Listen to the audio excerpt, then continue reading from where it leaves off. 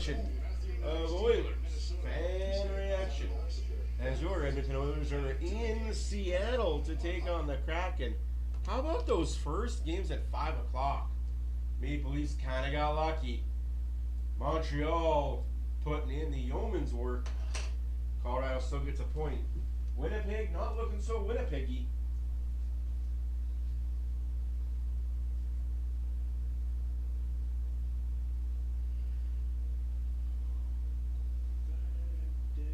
Where the heck did my jersey go to? I'll be back.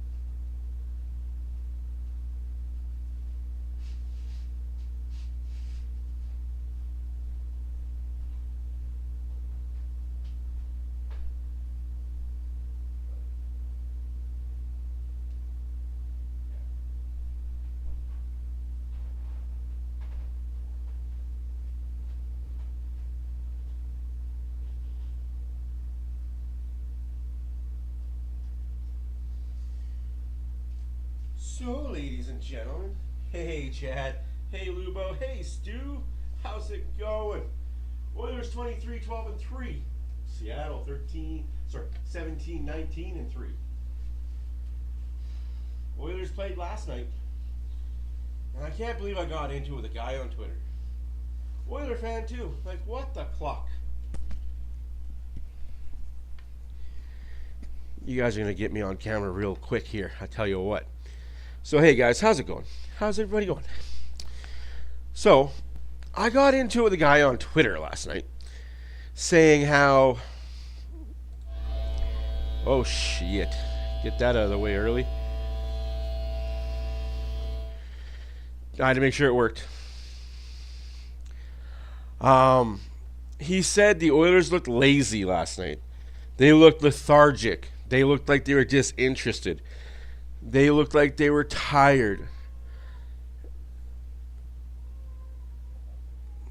And I had to check back.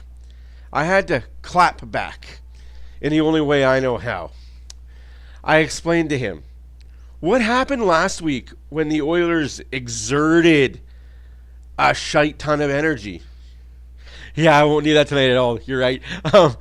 What happened last week when the Oilers played LA and exerted all that energy in LA, and then next night they had nothing left in the tank for Anaheim and lost 4-3, 5-3 because of an empty netter.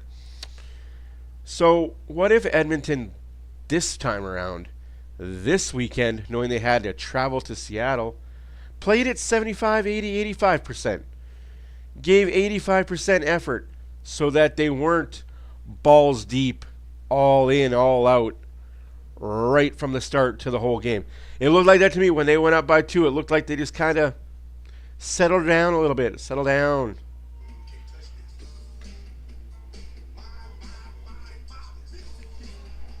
This is a good song. Anywho's, I think that's what happened. I think the Oilers sat back and just kind of didn't exert so much energy. Save some for the Seattle game tonight. I think you're going to see an Oiler team primed to win. Also, Josh Brown got called up.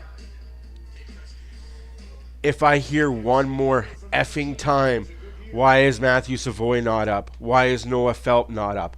I swear to my God, they're forwards. We don't need anybody called up on the forward group. Hoy, oy, oy. Why would you call up Matthew Savoy, who's having a great year in Bakersfield by the bys? Why would you call him up just to have him sit for the majority of the game. He'll play 5-6 minutes tops.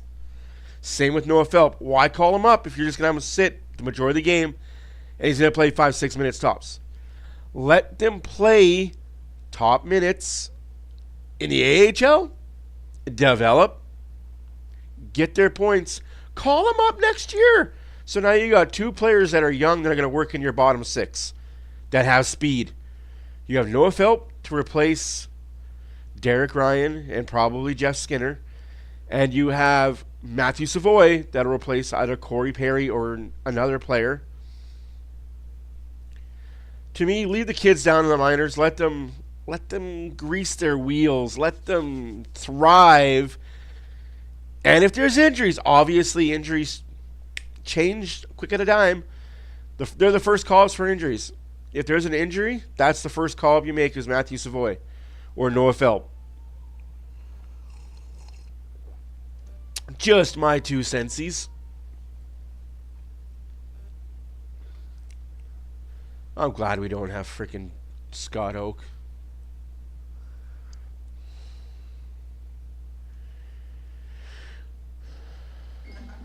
Oh, I can dance. I may be white as the day is long, but I got me some moves.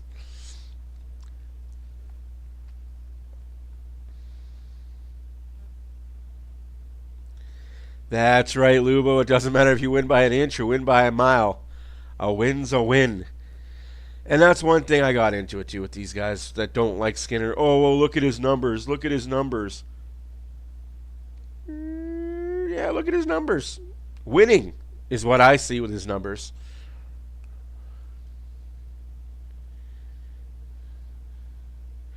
Yeah, I don't think it's going to be KK that's going to be healthy scratch. I think it'll be Jeff Skinner again. There was some concern over a defenseman after last night's game that might have got dinged up. So that's why the Josh Brown call-up happened. So I think it was more just, is he okay to go? Is he not okay to go? And since I wasn't able to look at the starting lineups like I usually do, been running around all day with a chicken with my head cut off. Climate Pledge Arena. Exactly, Renegade, exactly. Take the hat off with respect.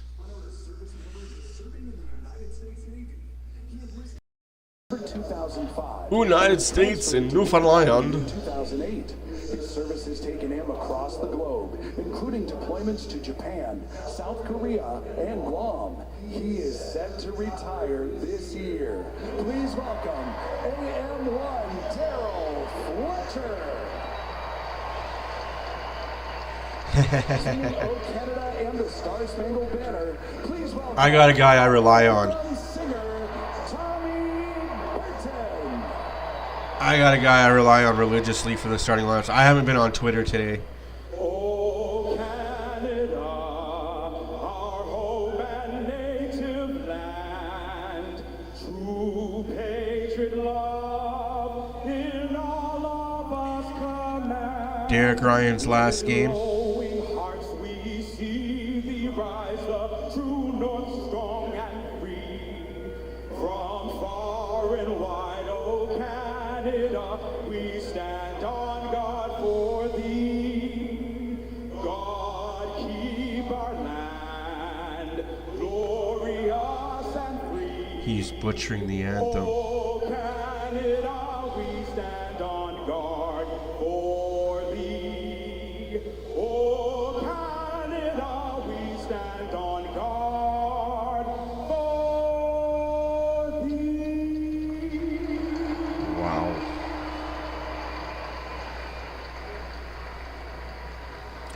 Same lineup as yesterday. Oh, say, can you Only switch is Picard is in net instead of Skinner. As per Tony Barr. so proudly we hailed at the twilight's Derek Ryan is in instead of Corey Perry. That is the other major switch up. bright star. Hey, how's it going, CR? PS? Fight o'er the ramparts we watched, Yeah, Pickard's starting goalie tonight. Derek Ryan is in for Corey Perry. But other than that, everything else is as is.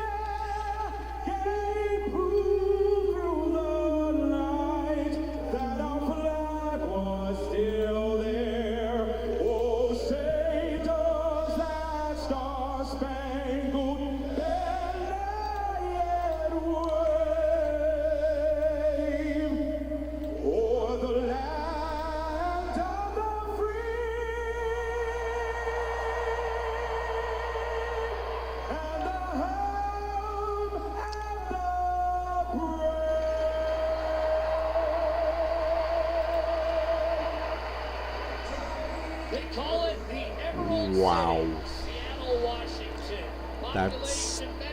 That is legitimately all I gotta say to that is wow. Butchered the hell out of both anthems. On the second of a back-to-back, and that's been a huge problem this year for Seattle. They're 0-4 against teams on the second of a back-to-back. They'll face that man, Calvin Pickard, 8-4 on the year. Most arenas do. The rings that go around in America, they have the national anthems around the ring, the lyrics, so that the anthem singers can sing and the crowd can sing along too. Let's go, boys. Let's go, Oilers.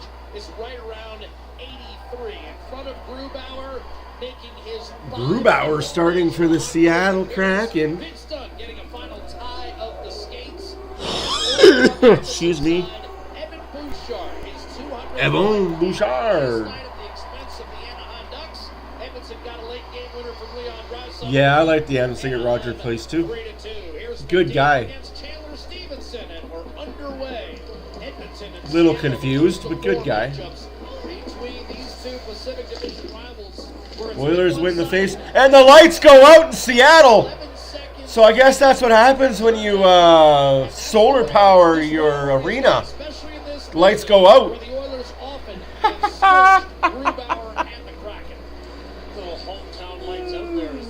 The lights go out in Climate Pledge Arena. That's great. Nobody was harmed on the play, which is the best thing possible. Nice little pick off along the wall by Brown, and then bam. The boards still work. Bouchard giveaways tonight. None so far.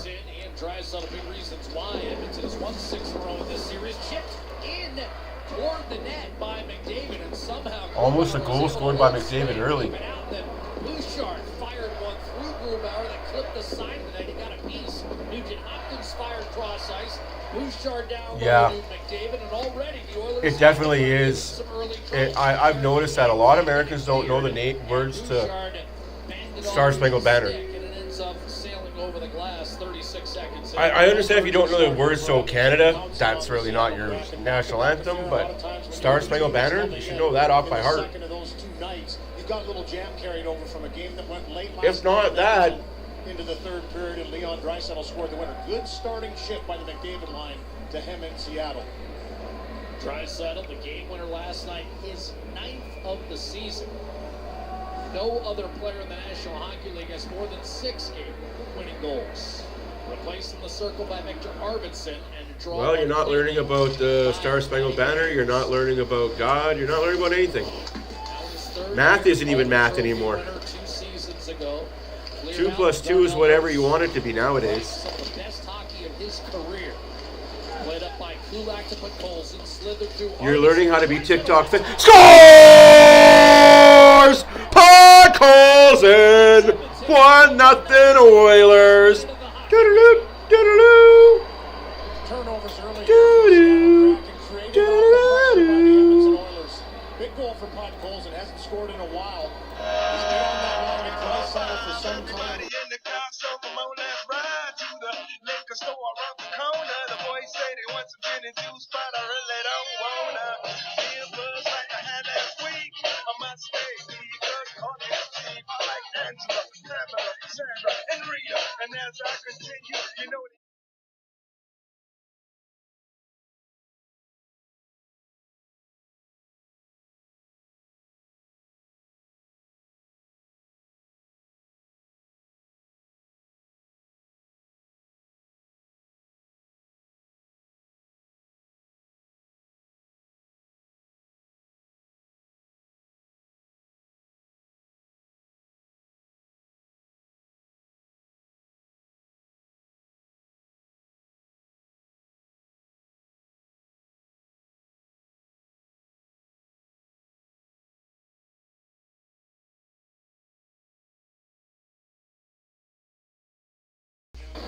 Oh my goodness, I'm muted again. Who's had terrific success against the Seattle Kraken. And All right. continues that success with a beautiful pass to Podkolzin, but a tough matchup for Seattle down the middle tonight with Yanni Gourde. Draisaitl has a 14-game win point streak. He's the kind of center Career high. Dan Bilesman can put up against anybody and allow his other lines to match. Arvidsson Draisaitl get the assist on Podkolzin's goal. 57 seconds into the first period. Derek Ryan drawing in for the Edmonton Oilers. Corey Perry played well. I don't want He'll get to. but back-to-back at age 39 and be replaced by the much younger North Dakota. Ryan, who just turned 38 Wow. last week. There you go. Right-handed centerman for Edmonton, though the only right-handed centerman they have. 13 games is 14 games, sorry, career high. Now Ryan Nugent-Hopkins ambles his way in a shot and a save. How high can it go? Hi, Diane. How are you? Trucker, how are you? When Nugent-Hopkins does score, this is Renegade, how are you? turnover again by the How's everybody on a Saturday night? out of the zone and quickly turned up ice by Podkolzin. Lots of puck happened today, though, guys. Arvidsson to Draisaitl for Podkolzin. He drives himself to the net, opens up. It's been a long time coming for Podkolzin, and for the Edmonton Oilers, they love what he brings to that line. His size. 12 games in total were on the Starting schedule to find the back today. of the net is important for him to maintain that top six, and he gets his team an early lead. First goal for Podkolzin since he got the game here November 30th against Colorado. Nugent-Hopkins shovels down low for Connor McDavid. Rolling off the Buzz and McDavid. Against McCann, taking it hard to the hole. Trying to set up Connor Brown. It was intercepted by Burakovsky. Hey, McCready, how's it going? Stevenson. Scotland, wow. Rod, left side. Hey, Epic, how are you? His first So- start against Seattle last year. Skinner got all 4 starts and won them all. Stuart Skinner backing up tonight after he played. McDavid breakaway! David backhander to Save made by DeCord, and he hangs on. Damn, McDavid breakaway, no goal. latitude to move the puck. I mean, McDavid went off on a change. And Oh, that's still awesome. had the puck in his clutches. That's awesome to hear. That kind of keeps Seattle in the game, really, because this has been a poor start for the Kraken. Draisaitl rushes in. Why didn't he let that whistle go? That's strange. Down low. Because that might just cost your team a goal. Draisaitl. 16-17 left to go in the first period. 3-0 shots. 1-0 goal. Draisaitl loses the puck. Beniers tried to Ah!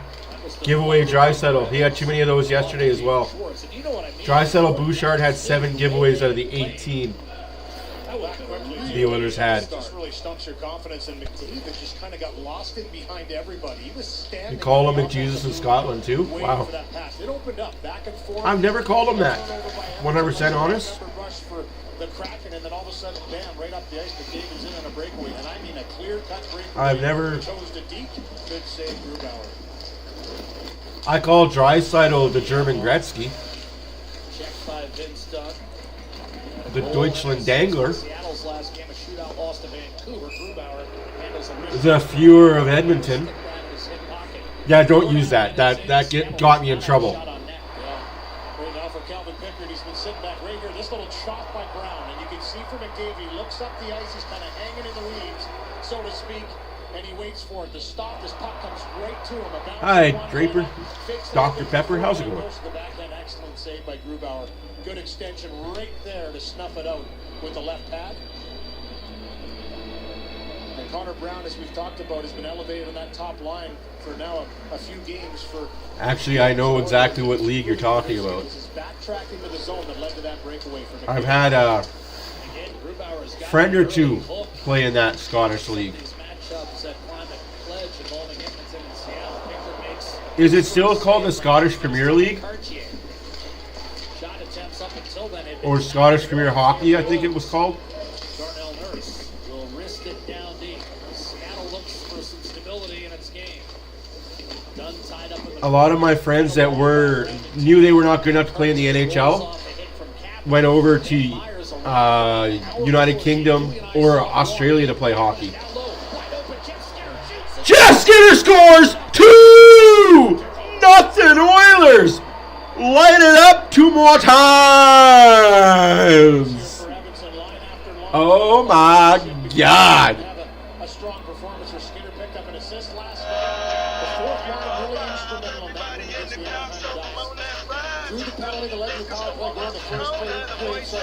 the goal to make it 2-0. And they really got things going for Edmonton.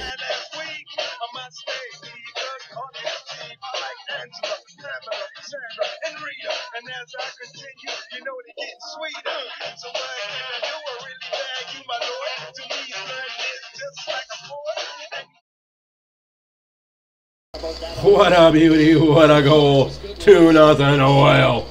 14 and a half left to go in the first period. 5-1 shots for Edmonton. Maybe Matthew knows some things. Maybe this guy that's on the mic knows one or two things about what happened in California. It wasn't going to happen again. Seattle Kraken right now are just standing around a little bit too much and just trying to front the Oilers. Maybe this dum-dum with the headset actually does know what he's talking about. Washington State native Derek Ryan will pick up. Thank you, man. That's awesome. I will definitely look into that league, though. So you got feisty kids over in Scotland. That's awesome to hear. Jeff Skinner's 7th of the year, assisted by captain and Derek Ryan. Yeah, just that little bit, eh?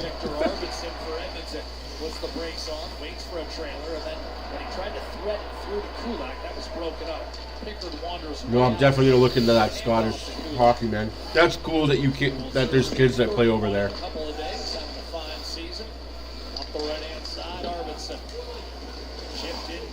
Oh, that is awesome. That's my type of hockey. I'm a fourth line plug. I'm that guy that will go out there and punch you in the mouth and tell you to do something about it. How did that not go in? Picard with the huge save. Nurse with the splits. Puck stays out. Let's have a conversation about it, he says. Picard's in net, unfortunately, Dr. Pepper. But I like your attitude.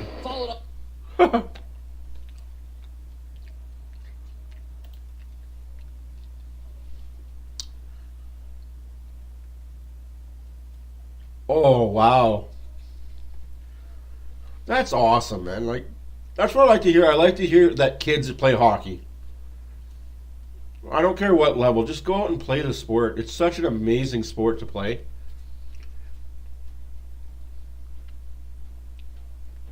As a hockey coach myself, it's awesome, dude. Since I don't coach right now, I pass my knowledge on to yous, the people. What a start for the Oilers, though. 2-0. I don't even have time to turn around and look at my board to edit and do all that fun stuff.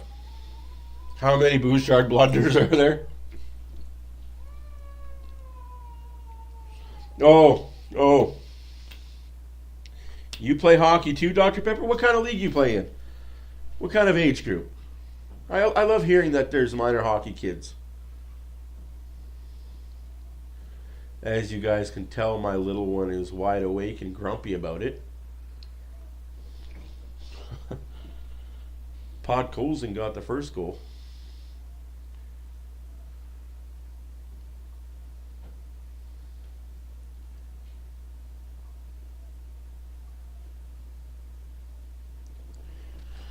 Draisaitl and Arvidsson with the assists. Pledge Arena, Edmonton has dominated Seattle, and head coach Dan Bilesma cannot be pleased with the way the Kraken have opened here in the first 7 minutes. That kind of says it all right there. Oh, that's awesome. Yeah, I'm 40 myself. My hockey days are long gone past me. That's awesome, dude. That's awesome. I remember as a kid, the people that I got pucks from. You have to take the guy that's open, too. And right now, they're just focusing too much on the puck. They're getting a little too deep on their rushes, allowing off-man rushes coming back for Edmonton.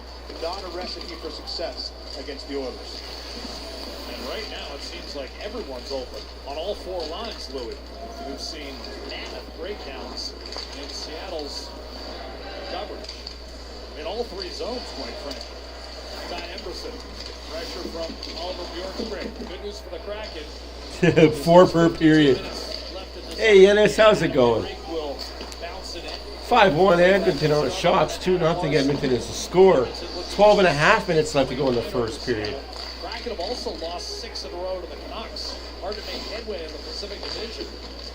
When two of your rivals. Kapanen and Derek Ryan got the assist on the Jeff Skinner goal. Draisaitl and Arvidsson got the assist on the Podkolzin goal. Strand with a triple team staring at him. Derek Ryan eventually fishes that loose puck out of the fray for Kapanen, and Jeff Skinner makes certain to get it in deep. We gotta put more pucks and shots on this goal. Margin. Troy Stetcher. Back to Skinner. Shot and a save made by Grubauer. Oh, I know exactly how it goes, man. It's a grind when you've been off skates for a while. But once you feel that puck and you start getting your legs moving, you'll only puke for the first 5 minutes, but after that, you're good to go. Up and down each and every year, so he's no stranger to that. The guy that can jump right in and give you energy. Little different feel there in the Emerald City as compared to Coachella Valley. Jeff Skinner starting down the right-hand side. A bit of a gloomy day today in Seattle. Any Bugs Bunny fan will tell you the Coachella Valley, there's not too many gloomy days as that puck escapes the zone for an offside. Who knows local rivalries better than Canada's homegrown? You go do that, little Dr. Pepper. Have yourself a good night. I enjoy you being here, buddy. Have a great game. Let's look at Myers. Oilers will win this one, I'm hoping. They're up 2. Don't squander. Keep working as hard as you're working. You know what? Sometimes not thinking about it, jumping right into the dressing room, getting dressed. Greatly appreciate it. Everybody stops by, guys. Whether you're here for 5 minutes, you're here for 5 seconds, you're here for the eternity. I appreciate you guys. Get there in time, and in that situation myself, going up and down back in my playing career, you're excited to get that call to come to the NHL, and he looked like he was ready for spring in stride. Bronze at the University of Minnesota, playing the 2022 United States Olympic team. There's Andre Burakovsky. Ooh, what a dangle. Seattle's on a break. Pass misses. TSN home back to gather for Edmonton. The recall the defenseman from the American Hockey League today, Josh Brown, for this road trip. Edmonton starting a Hey, Northern, how are you? How's your Saturday? 9 games in 9 different cities across all. Wow, she's so unhappy tonight. And Coleman Bouchard trade the puck. Now it's Draisaitl. 10 minutes left to go in the first period. Shots are 6-1. Edmonton scores 2-0. Podkolzin and Jeff Skinner, your goal scorers. Draisaitl, Arvidsson, Brown, and the other guy. Sorry, not Brown. Kapanen and Ryan. Why did I say Brown? That's a little meat to this line for Dan Biles. Not clear by Podkolzin. Did he put too much on it? No. Arvidsson will skate in ahead of Dunn. That's an elbow to the face. Dunn elbowed him in the face. Arvidsson a bit, but his speed negated icing. Takes another big hit. Now Dunn's holding on to the stick. Damn, Seattle's angry. Heavy hit. Angry. Larson I'm a Kraken player. I'm angry. Teammate. Draisaitl to Podkolzin. And swept back by Bjorkstrand. Good conversation. I watched Mag 2 earlier today. They had a Kraken in that. Probably was a giant squid. Hi, Grandma. How's it going? Grandma from Canada. Hopefully you're enjoying your Saturday. Shane Wright tried to stuff one inside, intercepted with ease by Kulak, and he'll skate it out of danger. Untouched as he enters the Seattle zone. Henry, rink wide to Zach Hyman. Hyman. Been a couple games now for Hyman. Separated from Connor McDavid, you'll see him play the occasional 5-on-5 shift, of course, especially off a successful kill. Tolvanen will spill. My family is from that area. Emerson reverses for Stetcher. I'm British at heart. England, so can't really say British. Gotta say England. Leading the rush. Adam Henry fires low, save Grubauer, came back to him. My mom's side is Scottish. My dad's side is English. Will scoot his way up the center. Don't ask how that all worked out. Flipped in by Cartier, gets it back to Canada, but a save. Shot saved by Picard. Cartier brings the action to a halt with 8.25 to play in this first period. Edmonton under control, 2-0. Pickard. Did you need to bring her down here, Diane? Yeah, I guess so. Ugh. No matter how you look at it, you're part of the empire. The Commonwealth, as my great-grandpa always said, I'm part of the Commonwealth. What the frick is the Commonwealth? I'm from Canada. I don't know what the Commonwealth is, but yeah, it's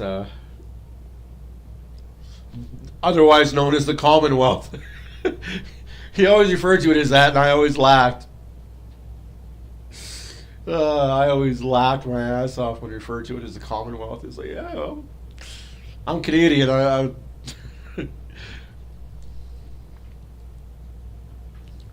Oh, that's cool, Nikki. That's cool. See, we got lots of Scottish roots in here. I didn't even know that, actually, about you. Cool. And then you got a husband who's Mexican. That's awesome.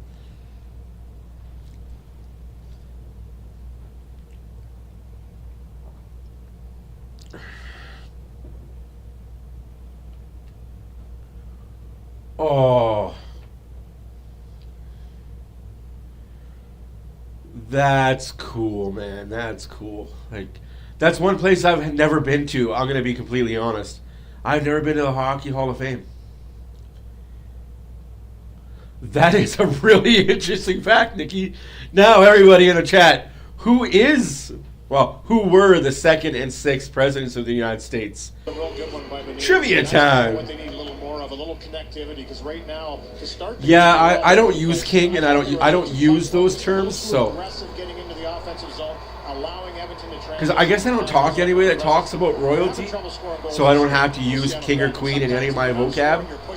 But yeah, King of England. That's new for me too, man. So many queens.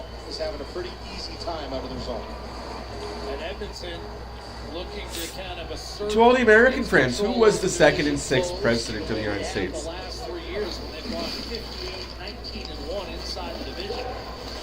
Thus far, this year, it's been a different story. The win over Anaheim last night raised the record to a pedestrian 5-4. I'm not going to get into my past lineage because it's scary.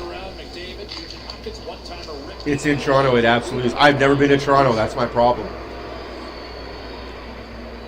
I've flown over Toronto, and I've gone to the Pearson International Airport, but never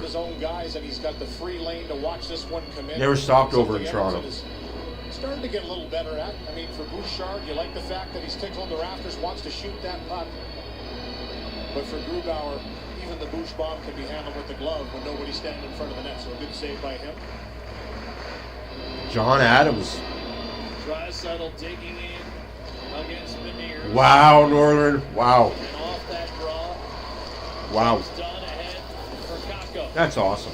Bill Morgan went the other way to New York in that deal that brought Kakko, the second overall pick a few years ago, to Seattle.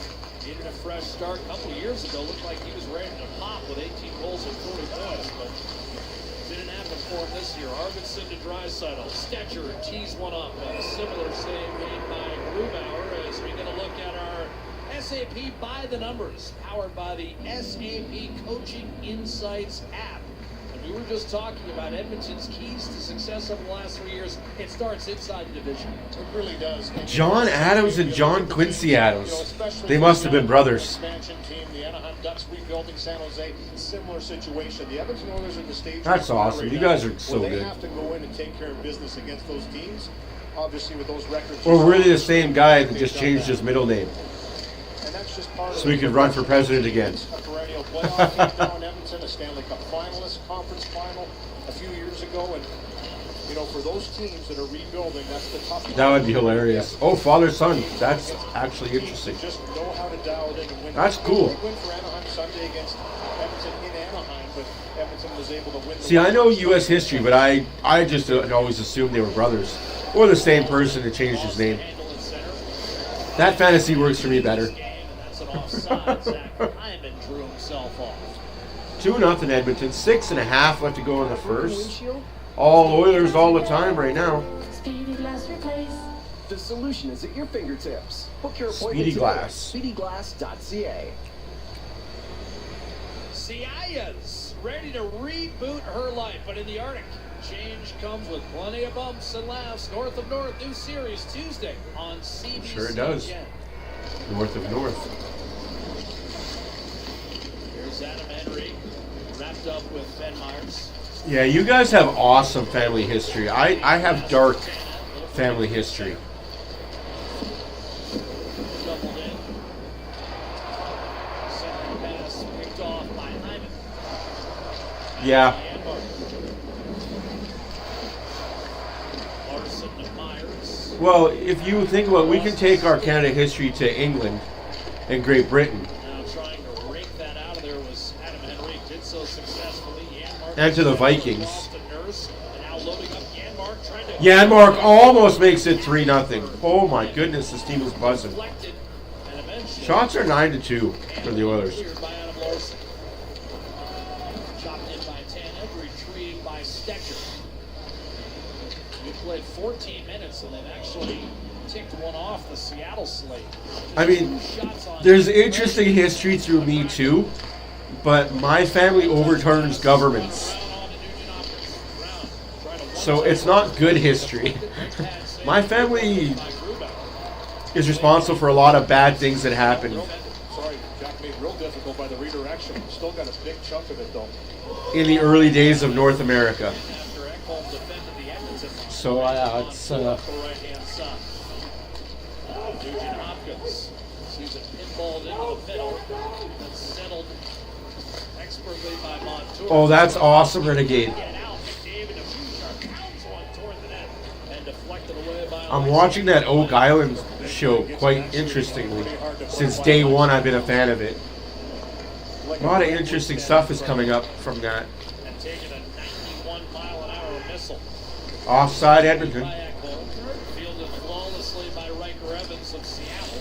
And now James Schwartz, historically very good numbers against Edmonton, better than a point per game. But here, the play dies as Emerson comes over to cut it off. Draisaitl had it snatched back by Schwartz. A little reverse hit by Kako. And again, he can play the role of lumberjack on this line. Schwartz fires it back, and that's going to be picked off by Podkolzin. And he'll dish back for Emerson. Yeah, Dan Boucher really likes the addition. Hey, Edmonton Oilers, how are you? A welcome addition. 4 minutes left to go in the first period. 2-0 Edmonton. Big size, great Don't let up, though. Works along the wall like you just talked about, Jack, and physical in the offensive zone. And that trio for Bilesma, he said it's been the best 4 games he's seen for Beniers all season long. He's really been dialed in. Well, on a proving ground tonight, head-to-head against Draisaitl, you and I were talking before the game. He's got to calm down a little bit. Stecher to Nurse, his outlet He needs to calm down the way he plays. Just turn it down a little bit. Still be physical. Still be angry. But routine clear for Seattle. Solid hit there by Vince Dunn. just you don't need to be dirty. You can be tough and you can be physical without being dirty. I like his play style, but do it a little cleaner, you know?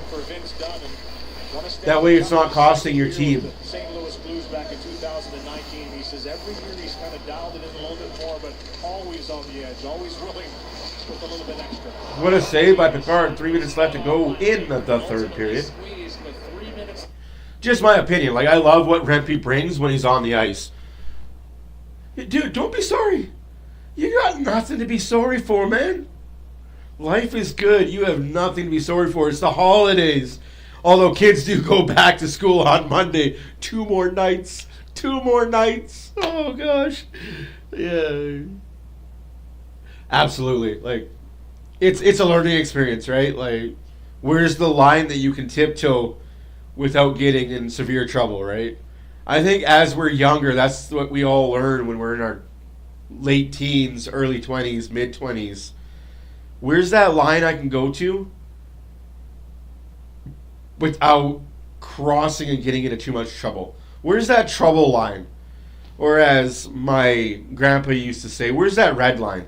When you're driving your car and you're revving up the engine, where does it flatline and rev up so bad that you redline? Where's that line, you know? You can go right to that line, but don't cross it. That's how I used to drive standards all the time. I'd just rev it, get it right to that red line, and just go.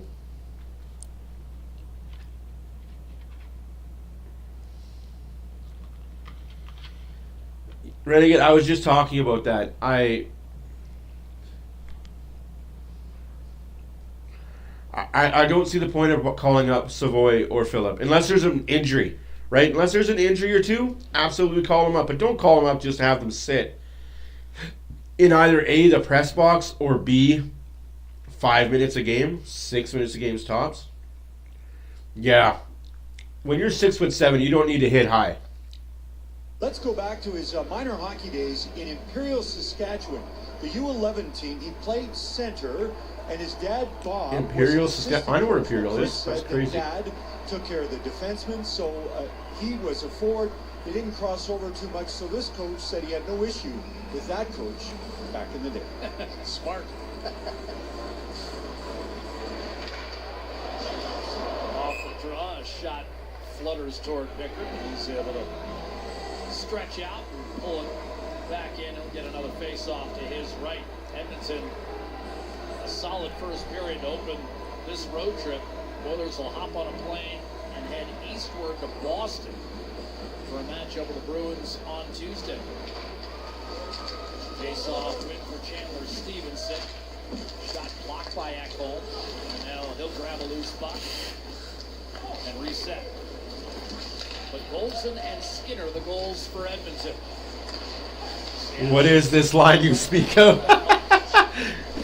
as I've been married for a few years now. It's a fine line between brave and stupidity. And I flirt with it a lot. And that's curled up by Pickard. Well, every crime reveals the past. Every clue uncovers a deeper secret. Don't miss the exciting drama St. Pierre. New series Monday on CBS. Yeah, that's the only kick in the can. That's like watching the World Juniors at Christmas time when it's overseas. Watching games at 5, 1, 2 in the morning. And he swallows that one up. Anything left down on the ice would have been grabbed up. Yeah, I think if he has an illegal hit again, there might be a 20-game suspension in his future. You're absolutely right, Oilers are good. There could be a half a season gone for that kid. You just got to straighten out. It's either learn or be penalized, right? Ah, that is a good question, Lubo. Good question indeed.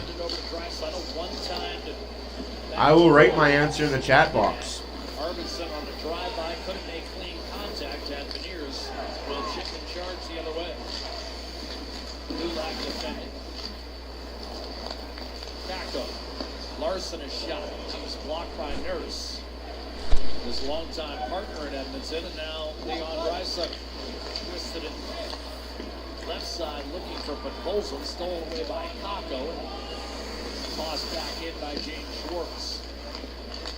Pickard to Ekholm, Podkolzin hits Kapanen with the requisite speed to move through the neutral zone.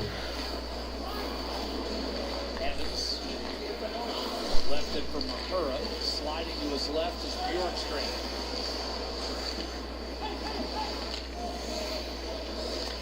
Settled by Evans, Shane Wright. Trades places with Mahura. That's my top three.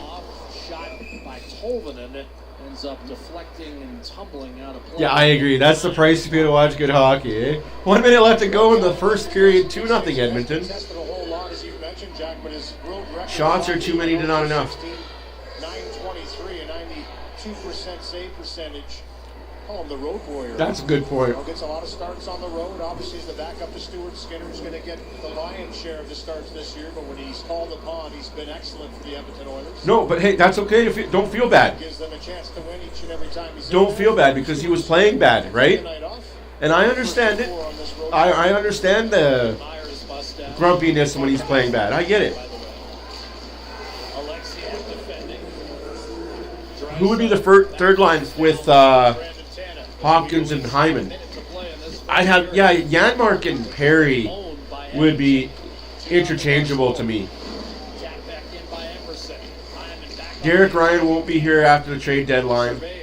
I don't think Jeff Skinner's going to be here after the trade deadline either. Taken off the boards and cleared by Montour. Right? Like, Chandler Stevenson run it to by Adam Henry. And the play dies for Seattle offensively. Like, I understand the Oilers' frustration with Stuart Skinner, but you have to understand he's 26 years old, drafted in the 3rd round, in his 3rd full year of the NHL, making less than $3 million. Arvidsson to Draisaitl. Final 12 seconds. Inside Arvidsson to the net. Kick save made by I think you'll see that. Oh, that's a penalty. Seattle bench. And the Kraken got a little lucky there. Got lucky, it hit the bench. A little bit to the left. It's delay of game. I honestly think that. Nice little pass by Draisaitl into Arvidsson, and he Oh, that's a loaded top line. Draisaitl looking, never really kind of looks inside. I like it, but that's a loaded top line. After the 1 period of play, Oilers 2, Seattle nothing. Shots are 9-3 for the Oilers. What a period by the Oilers indeed. That's a pretty loaded top line there, bud. I don't disagree with it. I don't not like it. I just like to see some scoring throughout the lineup. All right. Speaking of scoring throughout the lineup, your out-of-town scoreboard.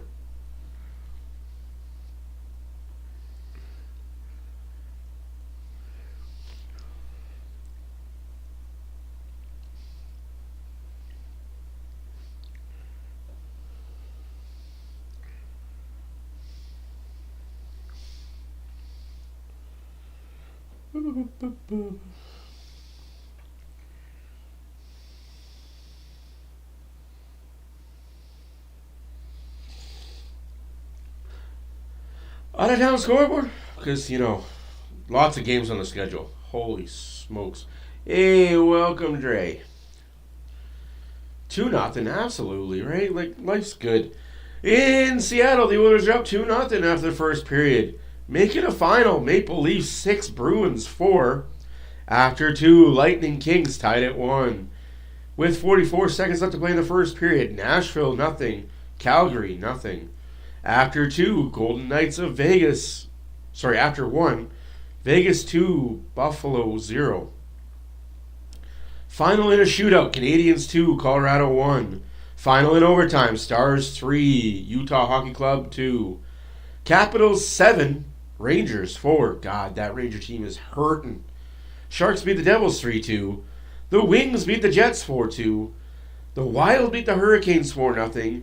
And the Blue Jackets beat the Blues 6-4. Damn.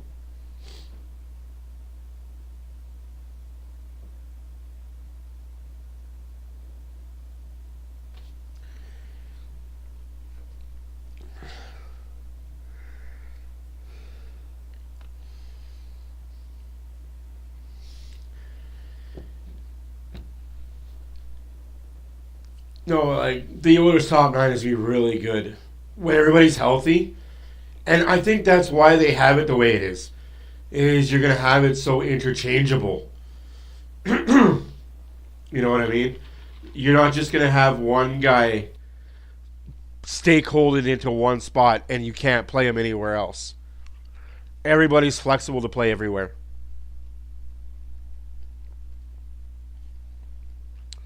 Got to be that way, right?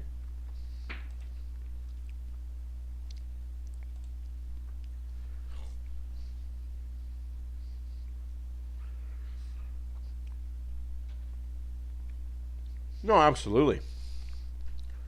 It's always good to ask a question and have it answered by more than just this jackass.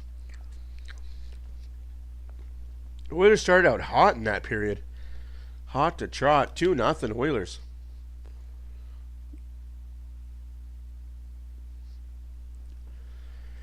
Because Vegas keeps on freaking winning.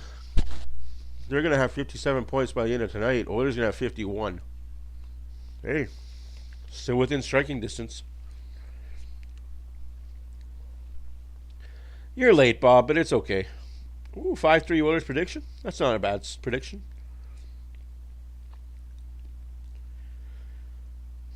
In all honesty, I think the defense will figure itself out, and I do believe there is a trade coming with Columbus.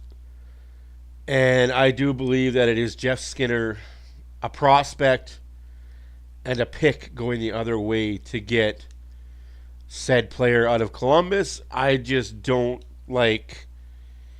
She says hi, Daddy. Well, I say hi to you too, Rose.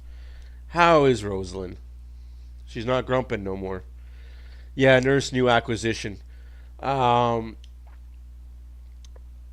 honestly feel that that's what's going to happen. The new acquisition is going to be put with Nurse.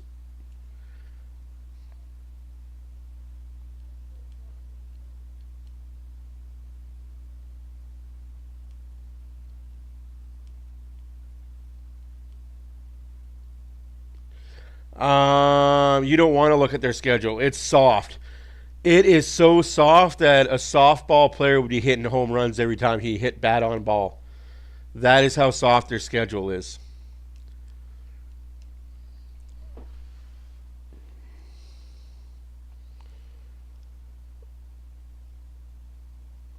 Like tonight they're playing Buffalo.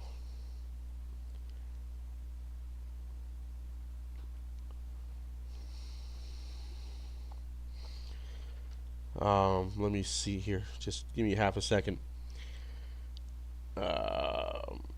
Vegas Golden Knights.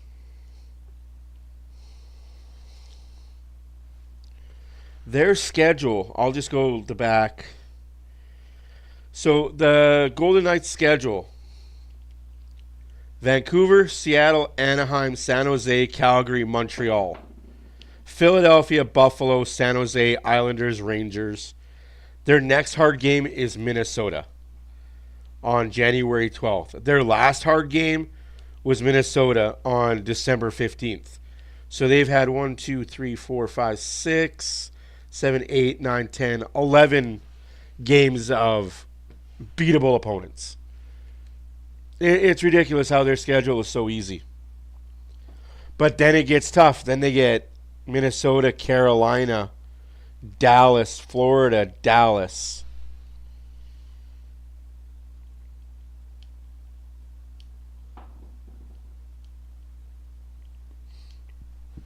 Their schedule in March is tough. Jersey, Toronto, Pittsburgh, LA, Pittsburgh, Tampa. Then they get us, Winnipeg, Calgary, Vancouver, Colorado, Seattle, Nashville, Calgary, Vancouver to end the year.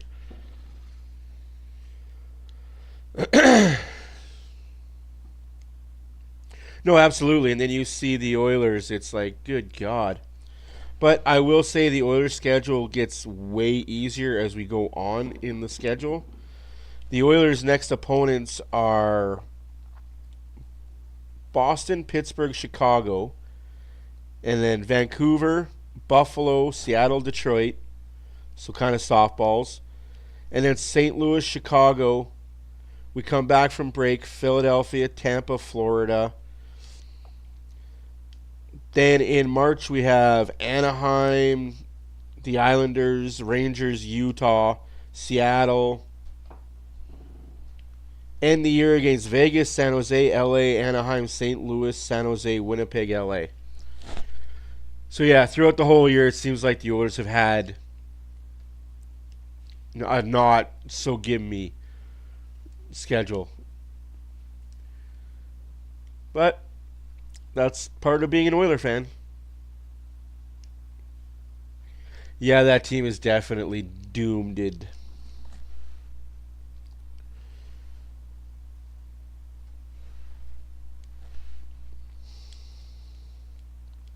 Ottawa's looking like they're a playoff team.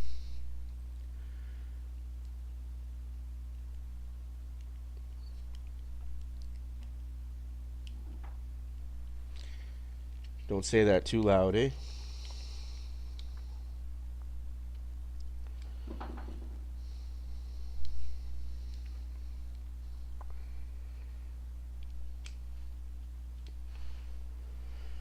You're not the only one that thought Buffalo was going to have a breakthrough year this year. I don't know what happened.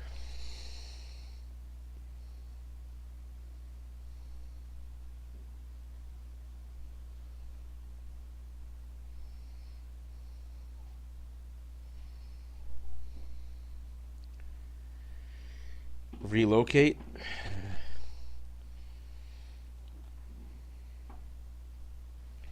To where just north of the border in Hamilton.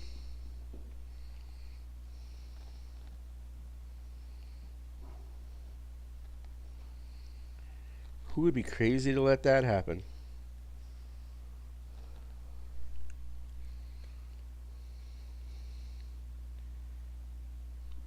Yeah.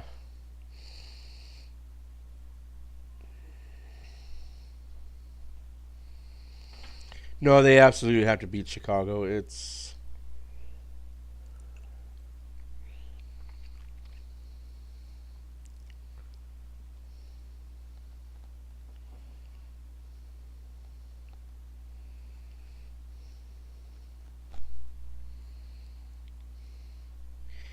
no, Bedard's not having a good season at all. Let's be a little honest here. Bedard's not having a good year, good career so far.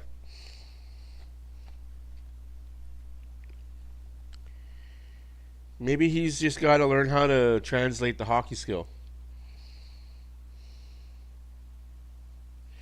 Oh, no.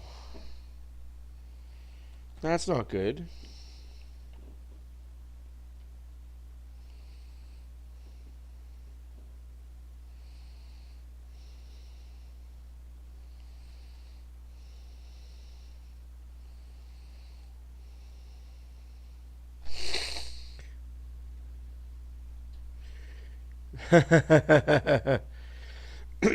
Yeah, that's true too. Thanks, Gary. Thanks, Toronto.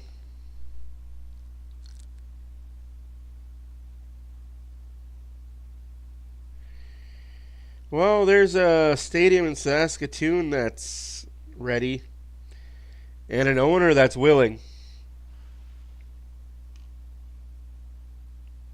Happy New Year. Oilers time is good.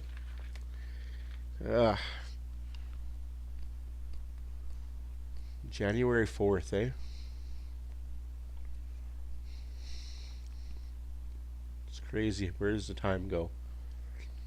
Right out the window.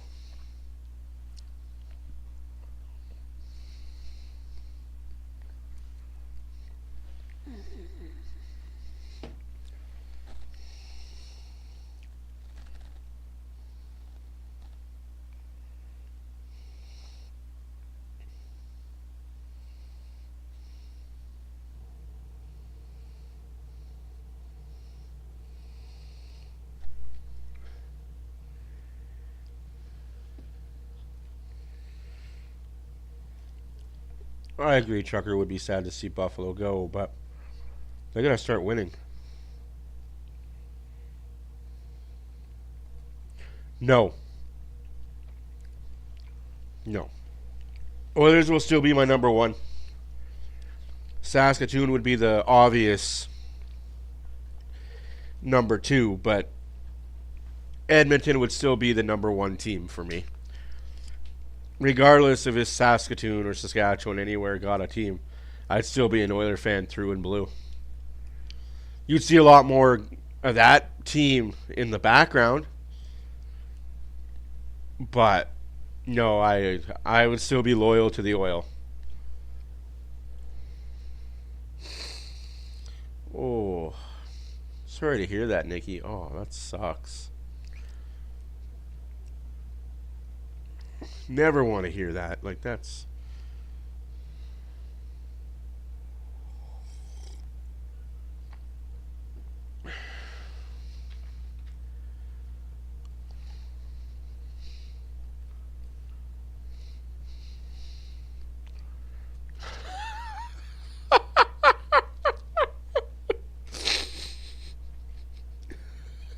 the longest playoff drought. Oh, damn. Oh. Oh, damn. Oilers are good. That's good. That's good. Oh. Who's the next team behind them that hasn't made the playoffs in a long time? Absolutely. You can't break. As I spit my yogurt raisin out of my mouth.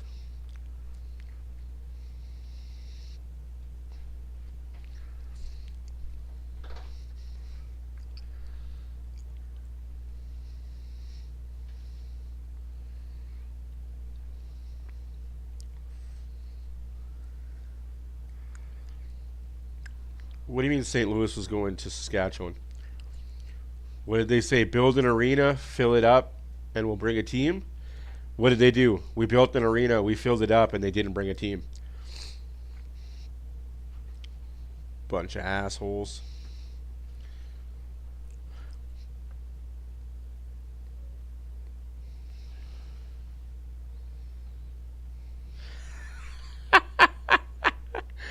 Right? That was a good burn.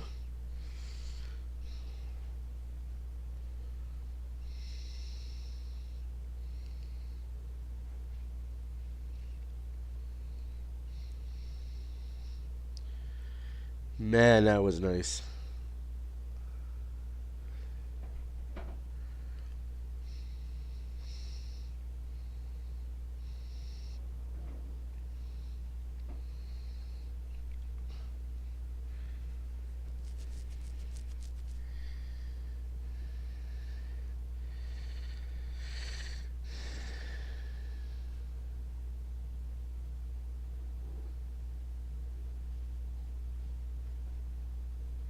Trucker, what's wrong with you? We can't be friends now.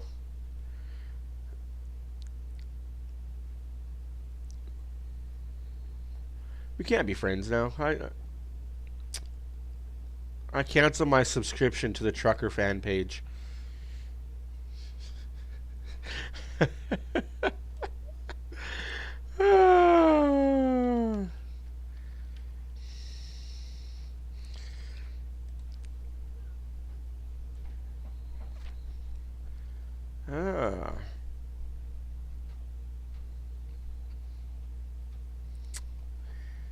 You know what? That is a very, very good question. The NHL lied. They absolutely do have a big enough fan base. They travel for their sports teams. You have team, they will travel. The next drought besides Buffalo, believe it or not, is Detroit Red Wings at 8 years. And then it's Ottawa, the Ducks, San Jose, Arizona, Chicago, Columbus, Philadelphia, Montreal, Calgary.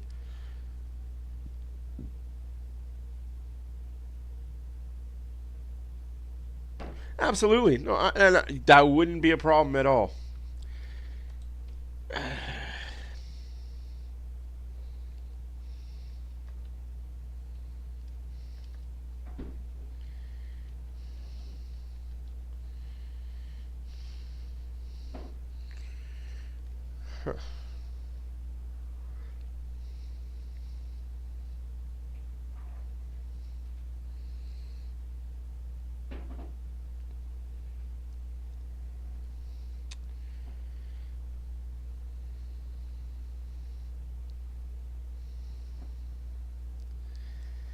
You know what? I'd probably...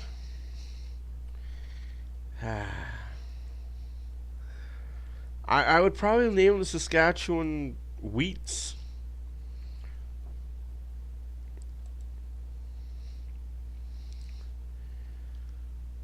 Or the Saskatchewan... whatever you want to call them.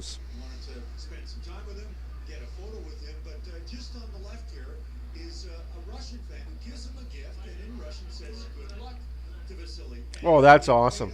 Not too long after that, because 57 seconds into the game, he gives Edmonton a 1-0 lead, and he gifted the Oilers a goal and himself after that meeting outside the team hotel. That's awesome. Yeah, the Saskatoon Gophers. Good team name. No. The Saskatchewan Serpents.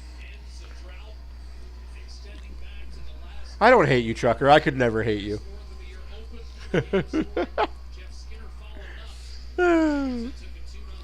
I can't hate anybody for having a different team than me. We'll have a good rivalry during the NHL, the CFL season, but Nova Scotia Crackheads. My goodness. Terrible. Oilers are on the PK. Of course they are.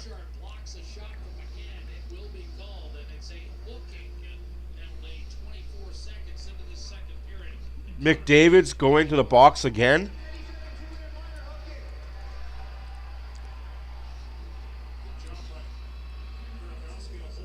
What? Oh, come on.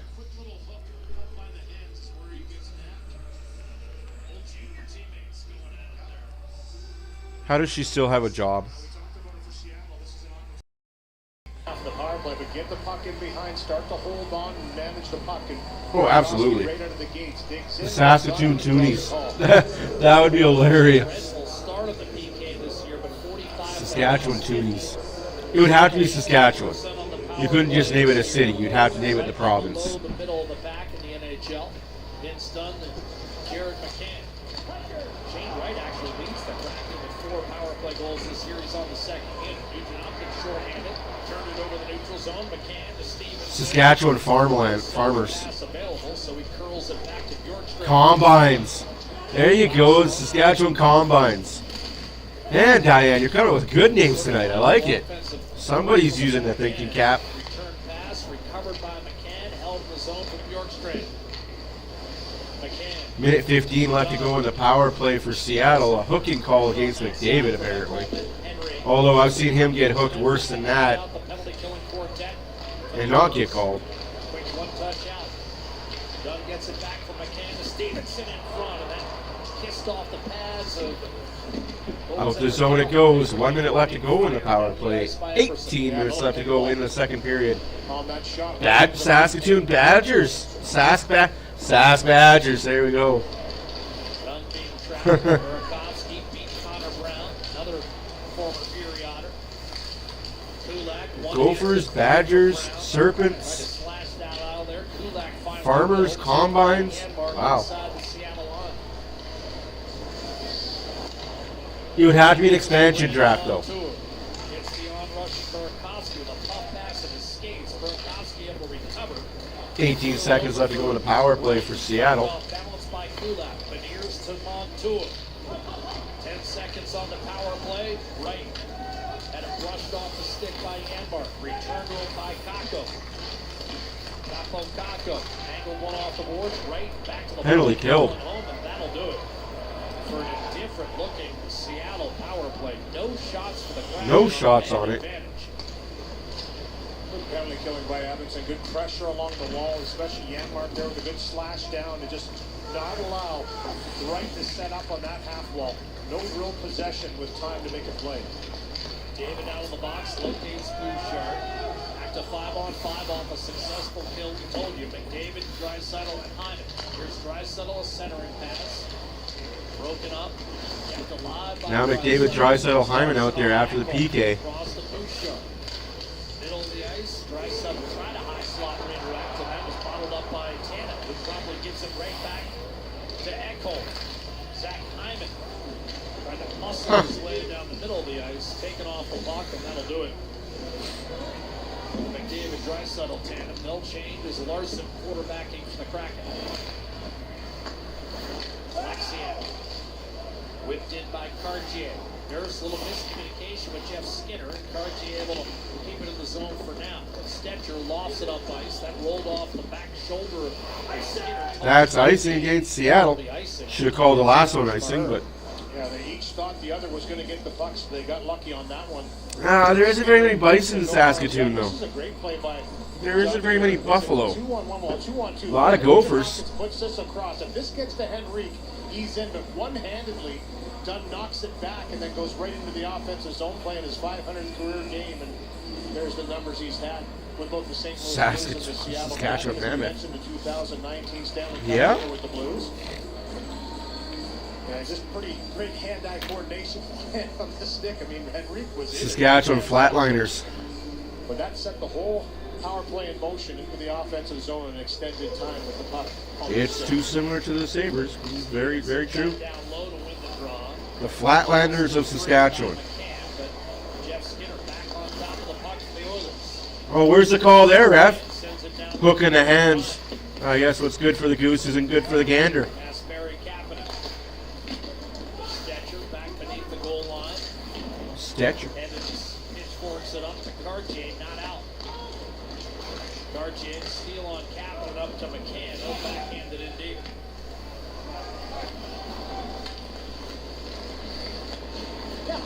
Darnell Nurse weaving his way up the center and shoots it in. What a hit. Blues for the record of 17-5-2 over their last 24. Saskatchewan Buffaloes, not to be confused with the Buffalo Sabres. Up and down the year. Currently 2 games under the 500 mark and 7 points out of a playoff spot. It's done, sharp angle shot, repelled by Pickard. Flubbed around for Kako. And here's centering pass. What a tie-up by Puck and allowing Pickard to swarm. Good play by Podkolzin there. Get the feeling that no matter what, you're taken care of with BetMGM.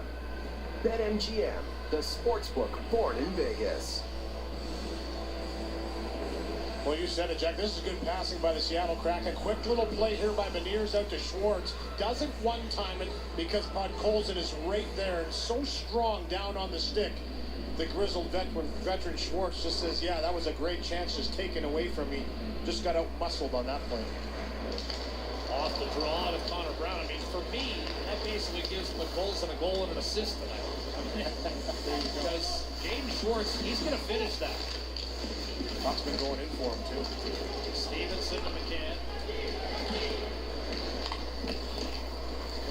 7 of his 12 goals in the third period. So James Schwartz's night certainly does not come to an end with that missed opportunity, but the goals and an excellent play. Here's Burakovsky.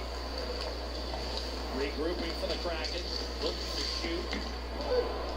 The cards look good. Burakovsky just 3 goals all year. Alexiak to the middle of the ice. Broken up, intended for a hard driving Jared McCann. He's got the puck back. Up the boards. Kept alive by Wright.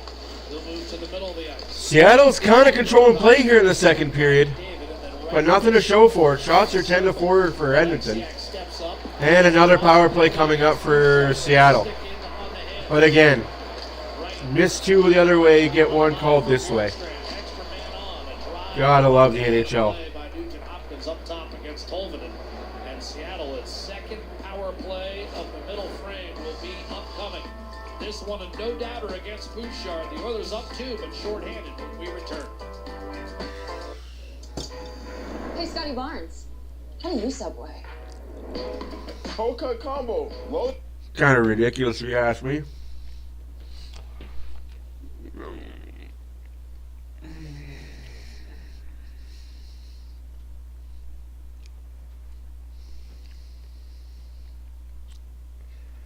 Oh well. Oilers take their second penalty of the game. Second penalty in 5 minutes. How do you help Seattle get back in this game? Get them on the power play early and often in the second period. Jeff Skinner gets hooked in the offensive zone the same way McDavid hooked the other guy. No call. Goes the other way. Bouchard, that's a penalty, it's a penalty, it's a penalty. Can't do that. Can't put the stick up like that. It's a penalty. But it gets called. I just wish it was more consistent with the referees. If you're calling it, call it. If you're going to let it go, let it go. I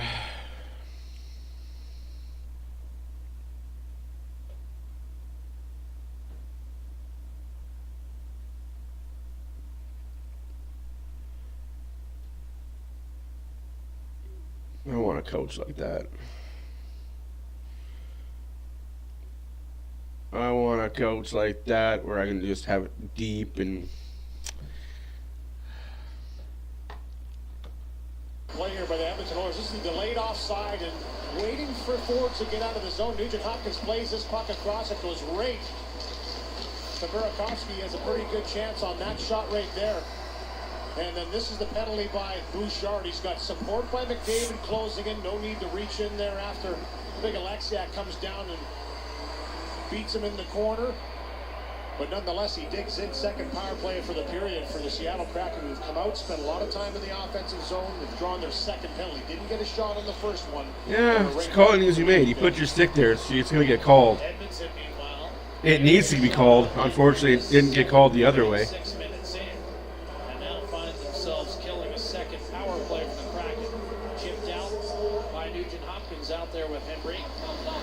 Ekholm and Emerson to start. 13:40 left to go in the second period. 1:40 left to go in the power play. 2-0 Edmonton. 10-5 shots for the Oilers.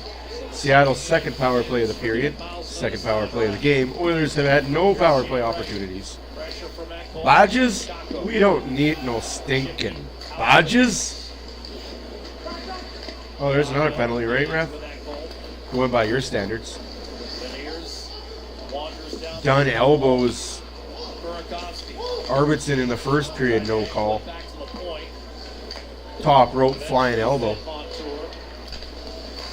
I'm going to assume the After Dark guys are in Calgary for the Nashville Calgary stream. Oh, what a steal by Ekholm. As you say that, Ekholm goes one-on-one. Ekholm shot, saved by the cord. I don't care if we have a coach like that. All the coaches, deep couch sitting. Man. Off the crossbar. And it doesn't allow for anything, let's be honest. That kid is just that way. Obviously the season he's having after missing 19 games, Montour after winning the cup last year, and Riker Evans really stepping up his game this year in his second full season. A lot of production from the back end. On both sides, these are two of the top three teams in the league when it comes to goal scoring from defense. Edmonton ranks second behind only Columbus.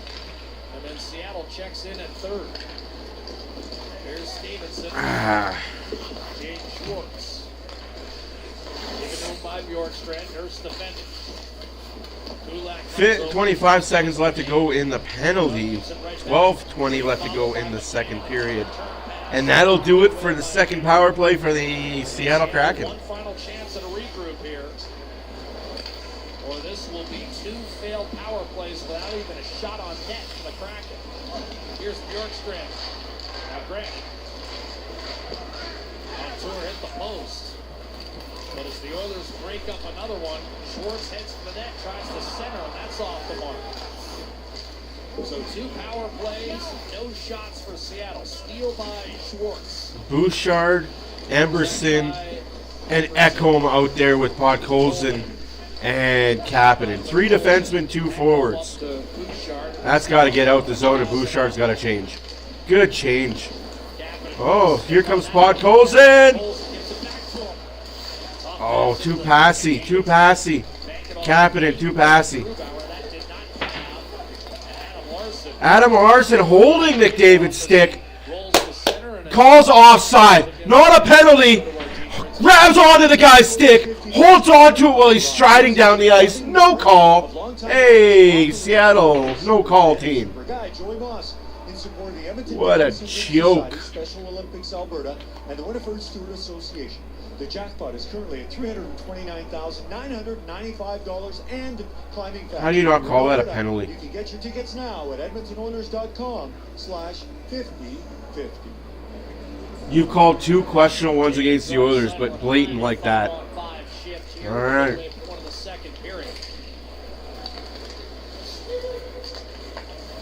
Thus far, seeing a grand total of 3 shots combined from the two teams. Nurse to Hyman, one-timer. What a save by Discord again by McDavid shooting. McDavid maintains the zone.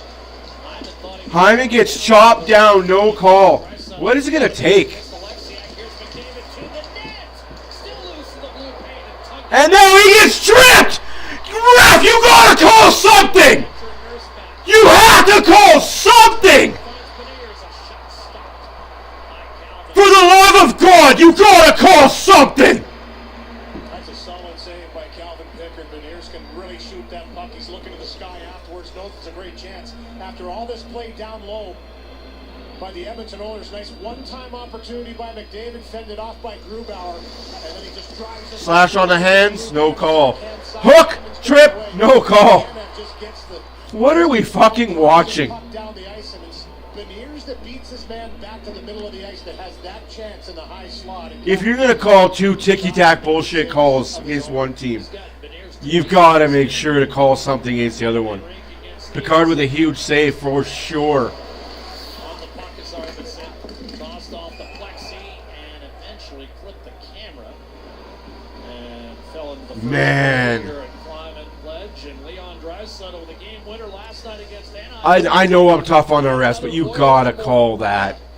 Glenn Anderson, 908 points, now had an assist tonight, obviously on the first goal of the game by Pod Coles and a primary assist. So He's going to catch Messi by the end of the year. Incredible. And there's not too many more impressive players in the history of the league. That's the elite right there. Arvidsson, snapshot, missed on. Arvidsson misses the net by 5 feet. Bouchard moves in. And he's chasing Messier, McDavid, Curry, Gretzky. Some guy named Gretzky, that's all. Some guy named Messi and Gretzky. Then his teammate McDavid is with him too. 10 minutes left to go in the second period. Shots are 13-6 for the Oilers, despite Seattle having 2 power plays.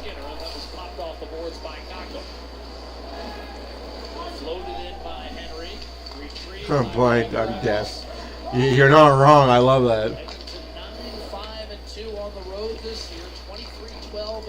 They were told something.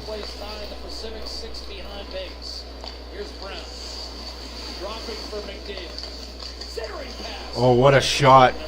What a block. Ref wanted to blow the whistle on that play, too. Man, the Oilers are buzzing when they're playing 5-on-5. This team's looking scary tonight. I don't think Seattle knows what they have themselves in for with the 2025 Edmonton Oilers. This 2025 Edmonton Oilers team looks a lot like the 2024 playoff Oilers team.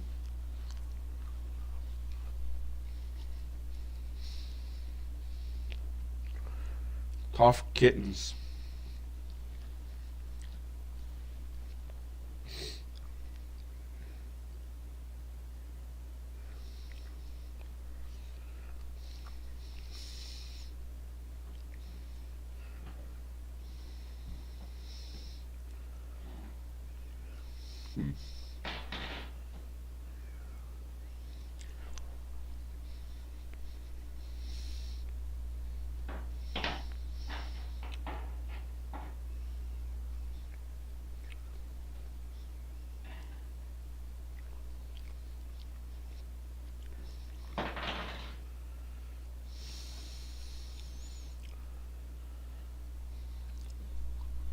Six shots for Seattle. That's insane.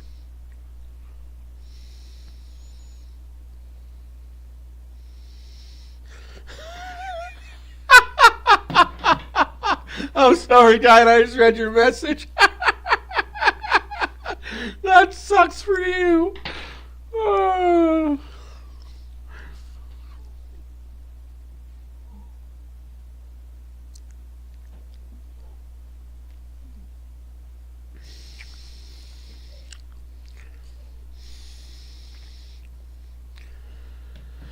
Oh, that's awesome.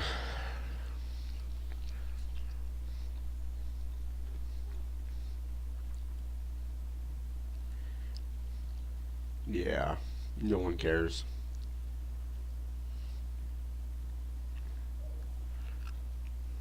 When she was a little girl. That's awesome.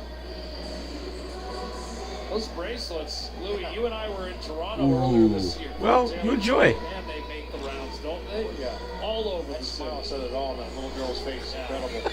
Awesome. Oh, Northern, you're good. There's Bouchard, a shot low glove. Might have been heading wide, but speared anyway by Grubauer.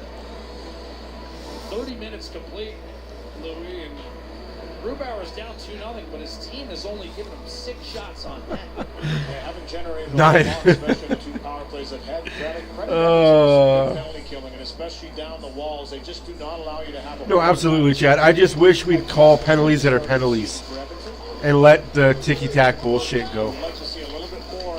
Shots are 14-6 for the Oilers, despite no power plays. In Seattle having 2.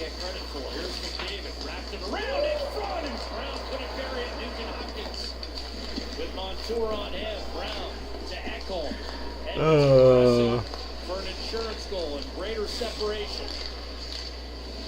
Yeah, get that third. Oilers came in top 5 league shots against, just outside the top 10 in goals against. McDavid threw it in front, rattled around, still. Wow, tripping. Cross-check, cross-check, cross-check. 3 good shots to the head. Guys laying on the ice gets 3 good shots on Hyman. What a joke.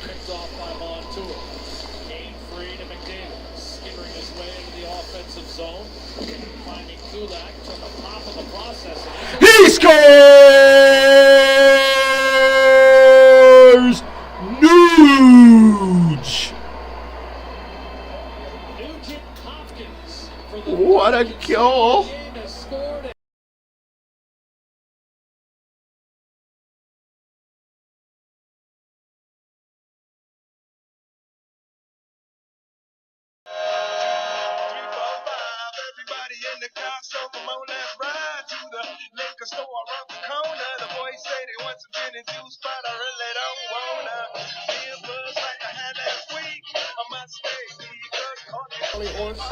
But as he makes that play on the ensuing, What a dirty fucking play by Montour. Not called, right, ref?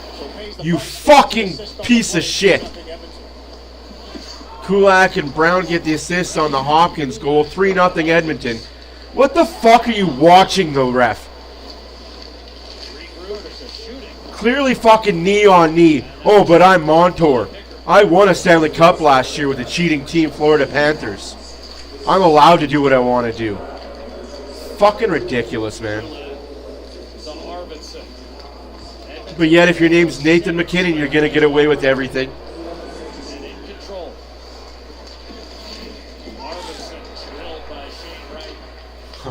Fuck. Don't get me started on that bullshit with Nathan McKinnon earlier today.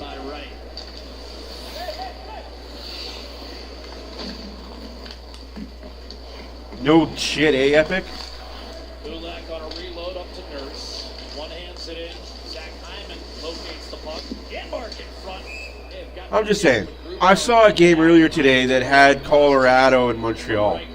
Nathan McKinnon was going behind the net. The guy didn't even grab onto him for a half a second, and it was a whistle, a power play for Colorado going into overtime, tied at 3. McDavid gets that done to him every shift, and there's no fucking call. So why does McKinnon get that grace and McDavid doesn't? Makes no sense. Good news for the Oilers is they're 8-0-1 this year when Ryan Nugent-Hopkins scores a goal. Like, just garbage. Well, we want to protect our star players when they're not in Edmonton. If you play for the Oilers, protect yourself. Nathan McKinnon. Oh, he touched you. Okay, that's a penalty. Oh, you know what a penalty is. Oilers get a power play. I can't get too mad at them. They don't know what they're doing. They honestly have a rule book that they have to call. And they call it. Oilers 3, Kraken nothing. Oilers on the penalty. Power play, sorry. I'm so used to seeing penalties. Minor for hooking. Oh no. Street corner not working out for you, bud. Sorry. Yeah, if you watched the Colorado-Montreal game before this, Nathan McKinnon was going behind the net. The Montreal player played him perfectly defense. And because McKinnon threw his arms, did one of those, he got a call from the ref with like a minute and a half left to go in the third period. Eventually, Colorado lost in a shootout, but still, I see McDavid get that play done to him every shift.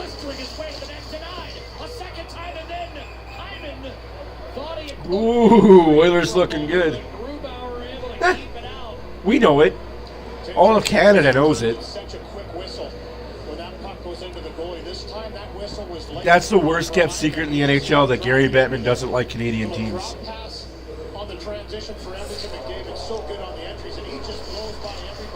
Wow, he's quick. Puck is still loose and you blow the whistle, eh, ref? Garbage. Get on the net. Stand on the net. That's what that plastic is there for. Stand on it. You can't wreck it.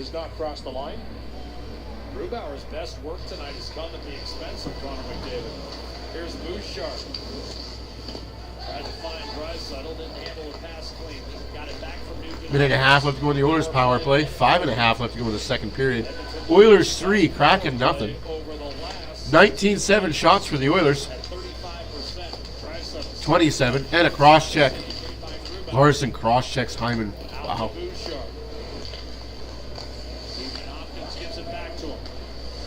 Yeah, he was supposed to go to Buffalo.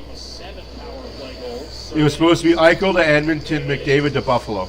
Somehow that stayed out. Hyman set up like a pinball wizard a second time, and Bouchard couldn't find the range. Cleared out by Stevenson. Imagine what that would look like. McDavid in Buffalo, Eichel in Edmonton. A whole different NHL. So it's almost impossible for the puck not to go in. Draisaitl, McDavid, Draisaitl, backhander, rebound, Hyman, and again stopped by Grubauer.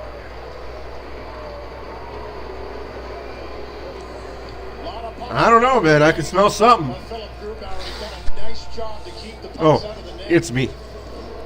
Could be a lot worse with how much action has been there. Draisaitl tries to catch him a little bit off. I smell something. The glove, good save there. Here's the one. Hyman makes the net 6 feet to almost 7.5 feet by being right on that post. Wide, and that one doesn't go. And then again, this one bobbles around, jumps up over top, and right there on the doorstep. And look at the nice reaction by Grubauer to get that right pat down. You have to have that flexibility to make that save. Darnell Nurse loading up. Second on for the final half minute. Off the crossbar for Jeff Skinner, who's feeling it this game. Nurse, 20 seconds left to go in the power play. 4.5 left to go in the period. Second unit out there for the Oilers. Nurse looking for somebody in front. Did not work out. Puck goes down the ice, and that'll be it for the power play. Oilers are 0 for 1. Seattle's 0 for 2. Oilers don't matter. We're still up 3. Can't do that though, Cappy. And they score. Bad giveaway by Kapanen.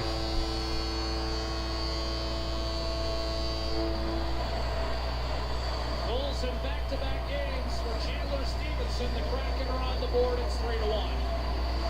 Yeah, he's starting to heat up. Only his 5th of the season, but he's one of those streaky.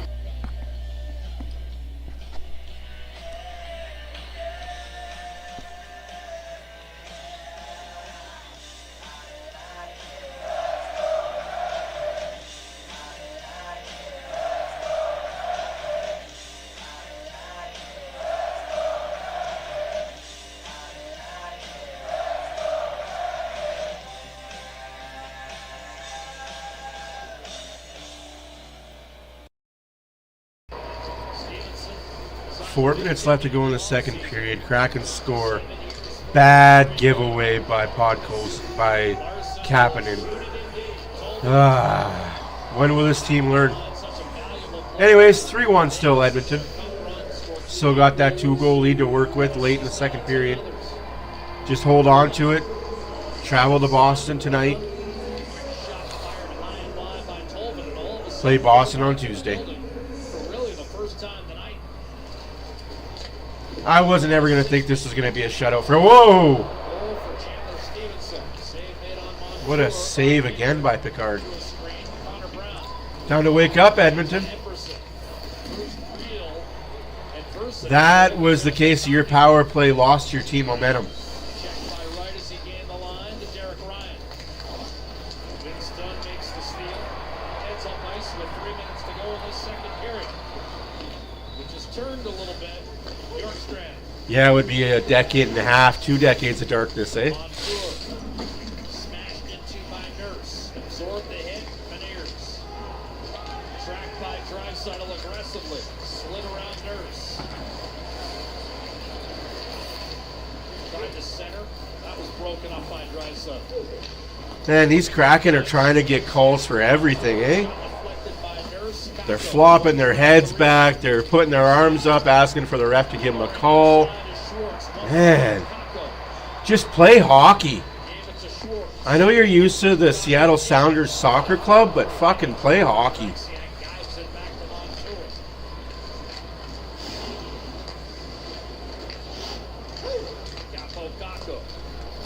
2 minutes left to go in the second period. 3-1 Edmonton. Shots are 22-8 for the Oilers. Taco was there with secondary support. Nurse backhands it up the wall to Draisaitl, fished out by Brown, and the Oilers finally able to vacate the zone. Hey, thank you, guy. I appreciate that, Coaster Gamer. Thank you for stopping by. Keep the play alive multiple times. Didn't generate the high quality chance they were. Oh no, you nailed that absolutely, Epic. He's a good goalie, but he's got to have solid defense and a lot of help to get that shutout. He's a good goalie. I just don't. I agree with you. He's got to be perfect.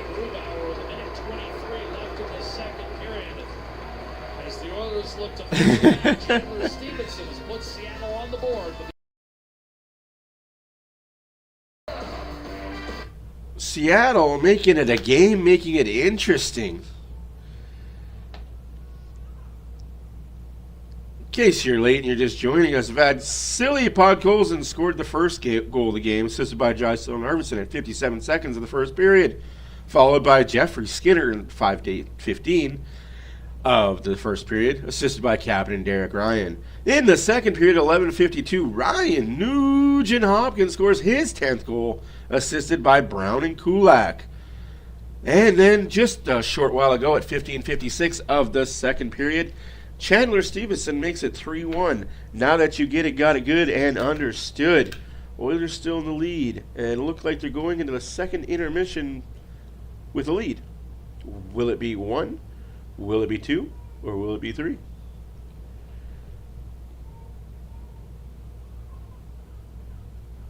And I'm going to go console my baby after the period. So you guys going to be still listening to some Ritz. Putting on the Ritz.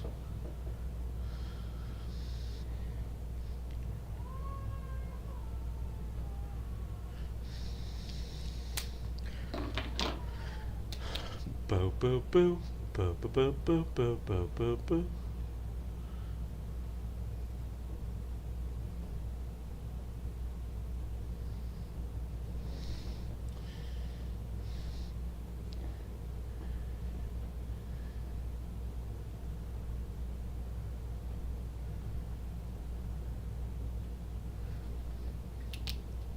Now that you got it good and understood. So PGA Tour stars are in a 3-month competition mix of simulator and turf golf. Oh, that's interesting. Simulator and turf golf? I've heard about this league, Louis. I still need another tutorial because I'm not quite sure I fully comprehended how it's going to work. That is a very loaded question, Arian. Bringing it in. Oh, yeah. Just a different. That is a very loaded question. How do I say that without offending those guys?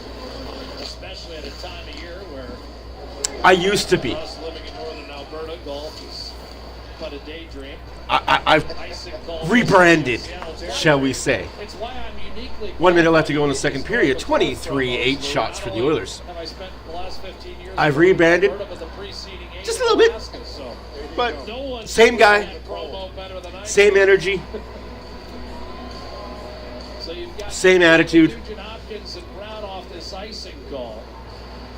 same raw, authentic speech. Final minute 16 of But yes, I used to be that guy.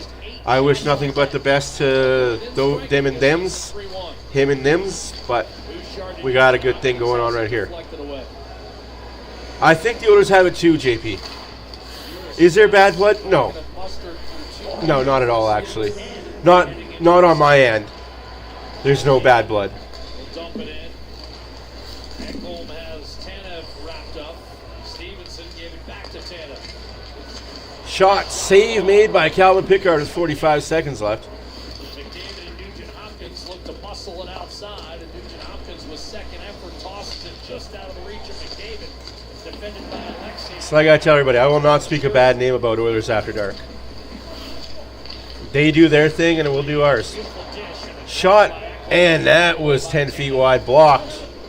Oilers are buzzing yet again. Again, that power play by the Oilers cost them some momentum, though. If you don't score on it, you can't let it be the reason why your momentum is gone. You guys are awesome. 27 people, you guys are awesome. I'm just a guy. 184 views, and there's the second period. After 2, Oilers 3, Kraken 1. Let's get you back up to date and caught up with everything around the NHL. Obviously, there are some finals, but there are some games still going on. No, absolutely, all the best to them. Like I don't have any ill will towards them at all. Just different ways of going with things. Who's my favorite Oilers player right now? My favorite Oilers player right now is Draisaitl. My favorite Oilers player all time is Glenn Anderson. That'll never change. Oilers 3, Kraken 1 after 2. After 3, game over. LA beats the Lightning 2-1. 3 minutes left to go in the second period. Nashville 2, Calgary nothing. After 2, the Golden Knights 2, the Sabres nothing. Make it a final 7-4. Capitals over the Rangers. The Sharks beat the Devils 3-2. The Wings double up on the Jets. Bump, bump, double, double. 4-2. The Wild blank the Hurricanes 4-0. The Blue Jackets beat the Blues 6-4. The Canadiens beat the Avalanche 2-1. The Stars beat the Utah Hockey Club 3-2 in overtime. That Montreal-Colorado game was a shootout win for the Canadiens. Both teams had power plays in overtimes. Both teams had breakaways in overtime. Whew, what a game. If you missed that 5 o'clock game, try and watch it on replay. It was great. Anywho's, I'll catch you guys later. I'm going to go see what my daughter's up to. She sounds like she's having a rough time with her mom. Enjoy the Ritz.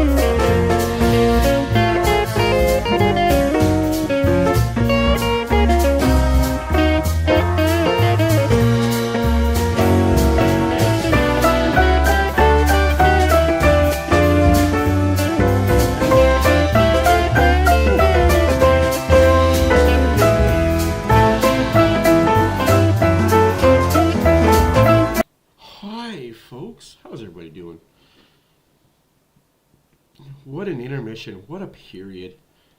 What a buffoon.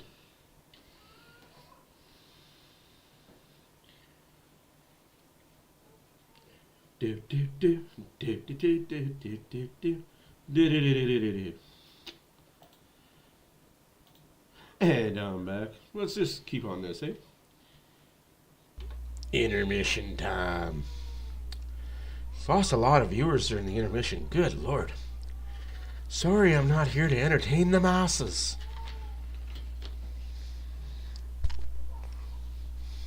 Time to kick some asses.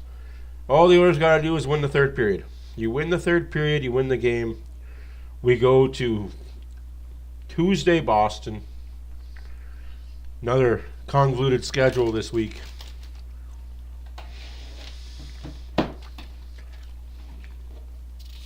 Tuesday, Boston. Saturday, Pittsburgh. Monday, Chicago.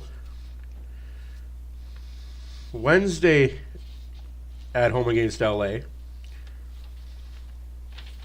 Friday against Minnesota. And then Saturday, we're in Colorado. Wait, we're on the road? Might as well just be a one long road trip. We're at home for one game on January 13th against LA. Then we're on the road against Minnesota, Colorado, Vancouver. Man, the league really doesn't like the Oilers in March, January, February. But they'll love us in May and June.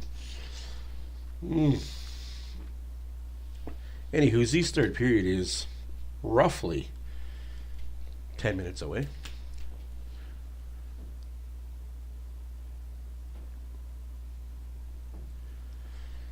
My final prediction, Oilers win 5-3. 5-2.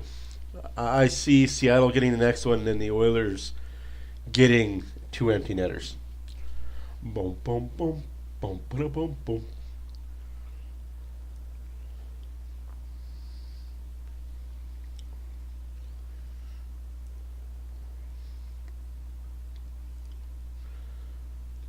Lanny McDonald, eh? That guy hasn't aged, it's just his beard got white. Went from red to white. With the win tonight, the Oilers will have 51 points. Not too shabby, 51 points in January. Separating themselves from LA, Colorado, Dallas, Vancouver, and Calgary.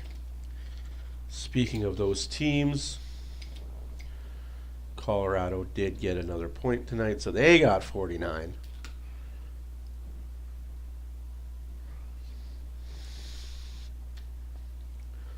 Looks like Vegas is going to continue to roll, so I'm going to give them the win with 57.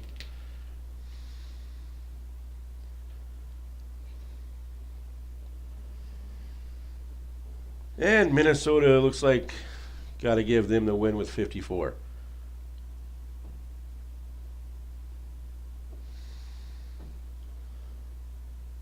Oh no, my marker's dying. Oh no.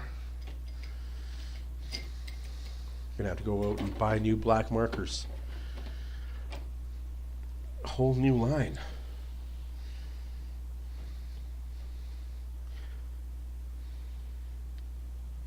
Yeah, I know, Lubo, I'm not going to sleep on nobody. You know me. I'll update the standings after the period, obviously.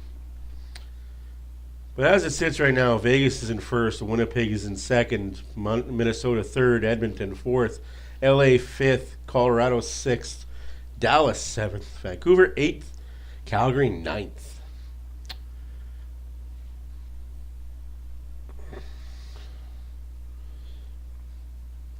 Why are we talking about the CN Tower?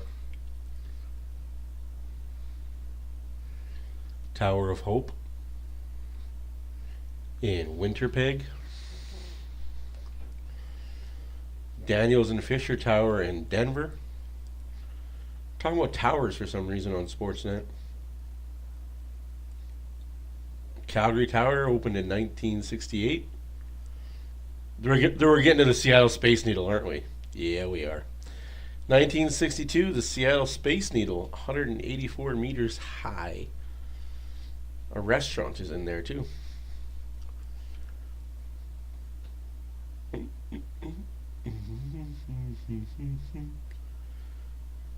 I don't think I can sleep on anybody in the NHL.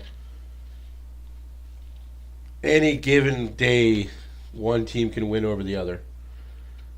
It's like I say, if you've got the will and you've got the grit, your will can outbeat skill 8 out of 10 times. Especially if that team with skill doesn't match the grit and the will. Just because you got skill in this day and age of NHL does not mean diddly.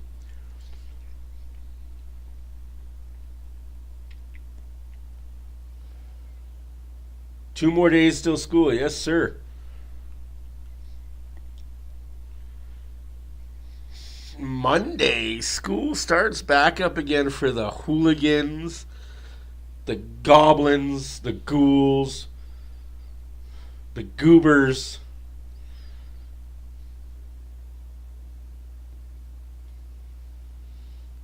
You got caught. I mean, it is only 10 o'clock. And there's no school tomorrow, so somebody got caught. Nah, he's allowed to be awake. He's watching his Poppy. Hi, Poppy. Feeling good about your money is easy with a personalized bank account, leaving your mind free to focus on the things you love. Explore our daily bank accounts for your perfect fit today. Service Credit Union. Feel good about your money.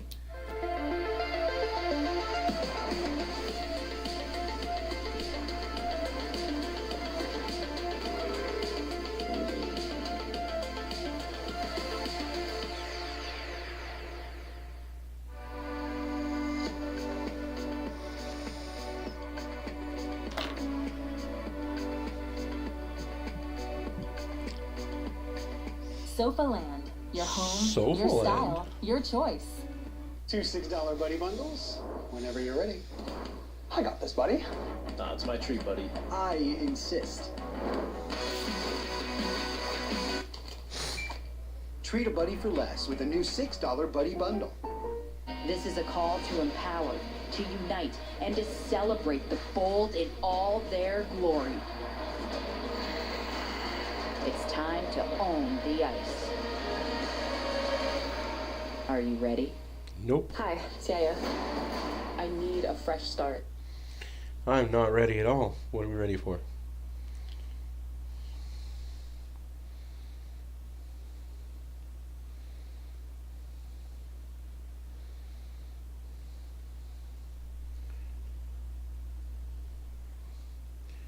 It's hard to believe Jeff Skinner has 7 goals this year.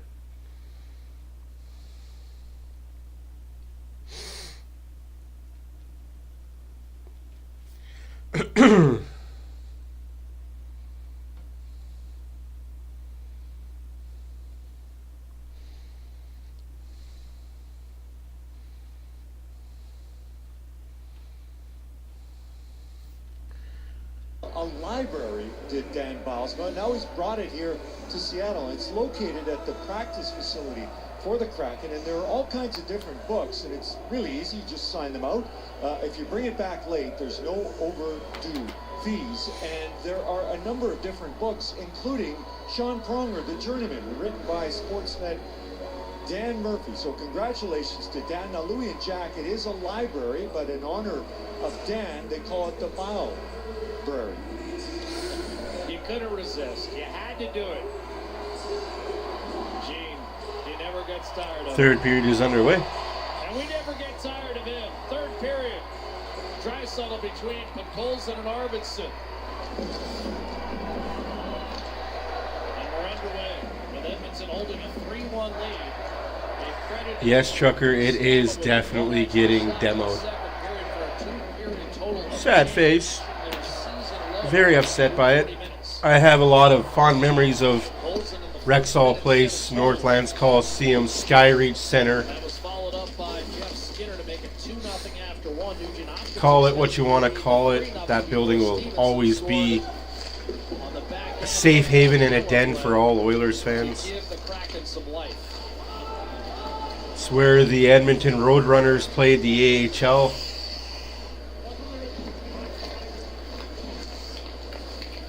At least the meter's broken in our favor. Right?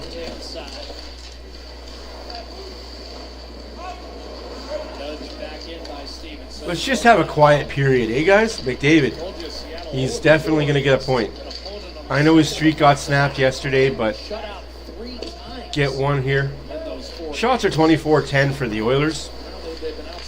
Third period is just underway. If it's an uneventful third period, then the Oilers win this game. Nothing too scary. Stay in your net, goalie. Bouchard hasn't given the puck away today except for right there. Bouchard. Seeing eye pass to nobody. I didn't go to too many concerts there, to be honest with you. I was more there for the hockey games.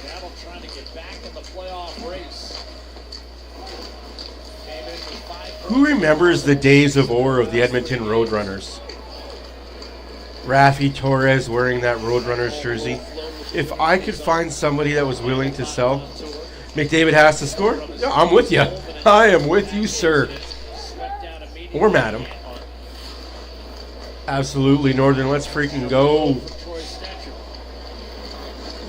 Here's Janmark. Looking like Rafi Torres. Derek Ryan, one cross-check, two cross-check. How many are you allowed to get there, Myers? How many cross-checks are you allowed to get before the ref says, okay, enough? That's ridiculous. Couple little jabs to that puck in the pads of Oh, nice yeah. drive up the ice here by Matthias Janmark. Gets his feet moving out of the defensive zone and just throws this right off the skate, Myers, and it goes right into Grubauer. He's able to Edmonton hold on to it. Roadrunners. Derek Ryan What a with the name. fallback gives him a couple What a of jersey. shots What a logo. on the skate through. And he takes a couple cross checks for his measures. Couple. 3 or 4. Out the door. Ryan set to dig in and now moved out of the circle, replaced by Jeff Skinner. Face off one by Myers and drilled down the right-hand side. This will be an icing call against the Kraken.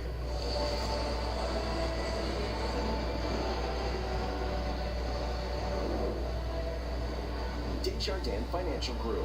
Wherever you're headed, Oh, my goodness. Desjardins is here to assist.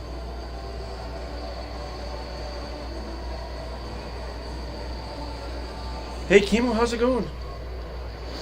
Face off one Glenn by Anderson. Jones. All time is Glenn Anderson. Montour. Not flashy.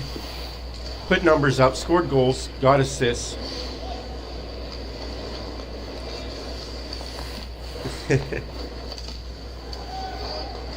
Oh, man. It sucks that they were only there for a year. Cut off by Derek Ryan. But back in those days when we had the Roadrunners here in Edmonton, even the Oilers themselves weren't selling out. Uneventful minutes to begin How's the it third going, period. man? Kraken make something happen here. Enjoying the 3-1 hockey game? Yep. Just I say that, Picard almost lets in a softie to make it 3-2. But we got 16 and a half left to go in the third period. Bend not but not break defense, guys. Just keep everything to the outside. Nurse and Montour. One-timer stuffed by Pickard. Myers point blank. Denied by Calvin Pickard. Yeah, good save in tight. And Myers, as we talked about, got here about an hour and 15 minutes before Wow, the I'm game actually really started. sad to hear that. One-timer by Cartier, fended off into the corner. Corral in the corner by Big Alexiat. The defenseman raked down in the mix. And you can see that reaction right there from Darnell Nurse. Good quick release by Myers. Denied by Pickard, but he gets a good opportunity in the slot. That actually makes me sad, honestly. Yeah, the Oilers are definitely making my theory that I said on the internet true right now. They look like they've got more jump.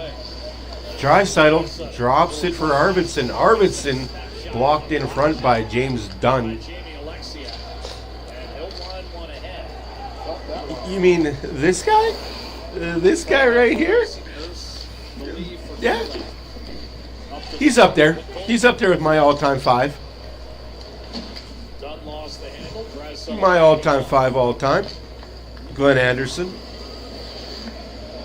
Ryan Smith. Grant Fuhr. Wayne Gretzky. Leon Draisaitl. McDavid somewhere in 6th or 7th.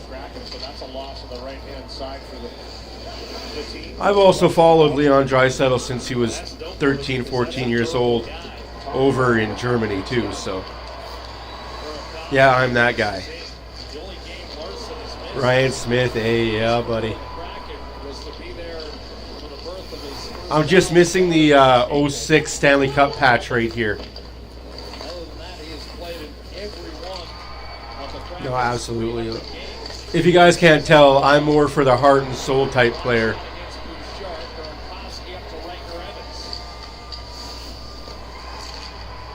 The flash and go, that works, but heart and soul will win you more games.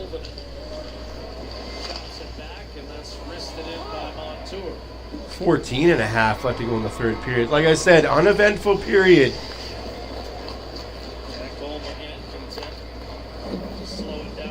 Ooh. Put whoever you want. Put your last name on the New Jersey. Nobody says you can't do that. Who's that player on your jersey? Oh, that's my future son. This is his jersey and his number. Future Oiler. Yeah. Jason Smith. Yeah. Yeah, what a captain.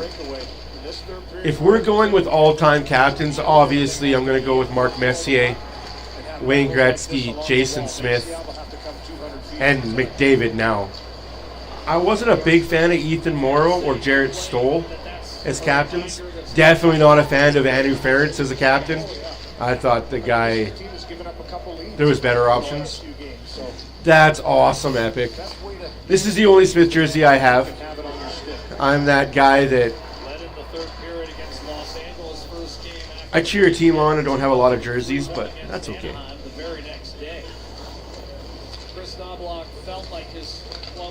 Yeah. Oh, good hit there by the Seattle player. Unfortunately, it gave the Oilers the puck. Shot on net and a save. No, seriously, Diane Lou, I am actually really sad to hear that. Like,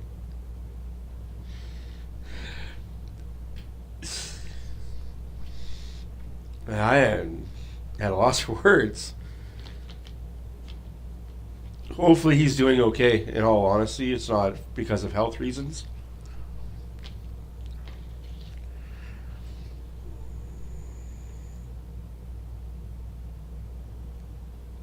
I don't need, like... Yeah, I would take Horkoff over Ferentz, though. But yeah, that decade, that 4 or 5 year stretch where Horkoff was captain. Yeah. It was just a bad put-together team.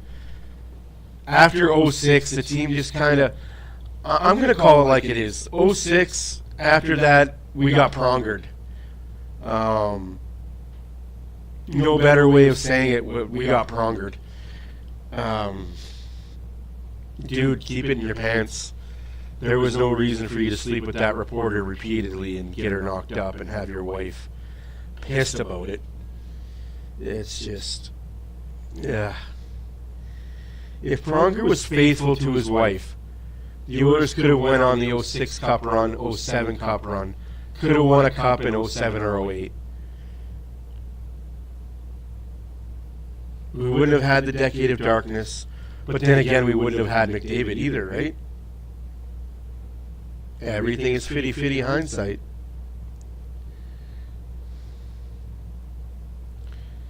Troy Stetcher's on the team. In Seattle in the summer, he said he was about 16 when he wow. was buddies used to make the 2.5-hour drive to Seattle so that they could watch the Mariners. And virtually every summer since then, he's done that with friends. He's a big baseball fan. When the Oilers acquired him, he was injured, Louis and Jack.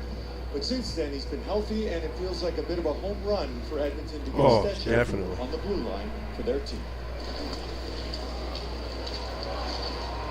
Give it a new lease on life. A nice deflection by Brett Kulak, and that will lead to a 2-on-1. Yeah. Arvidsson and Draisaitl. Arvidsson centers Draisaitl. What a save made by Grubauer. Pushing hard on Grubauer, what a save. No, absolutely, Doug Weight was definitely another guy. Any player right now playing to add to Edmonton? Really reach for it as well. Here's a good stick on the line, just kind of swing through by Kulak. First it was Nurse and then Kulak, the double swing, turns the puck over. Any active player. For Draisaitl, he's got to really reach to get his paddle on this one. But what an extension by Grubauer. Exactly, Epic. Exactly that. Just tell him about Anton Lander. It has to be a little harder than you wanted it to be because he's coming back so fast. Arvidsson was rushed to make that play. Draisaitl clean face. Yeah, when everybody says you're just a bandwagon McDavid fan. No. I'll tell you about Yanni Nienema, Ryan Whitney, Darcy Hordichuk. I'll tell you about those guys. Adam Oates. I'll tell you about those guys. Goaltender Jeff Delorme-Dorlier. Ty Conklin.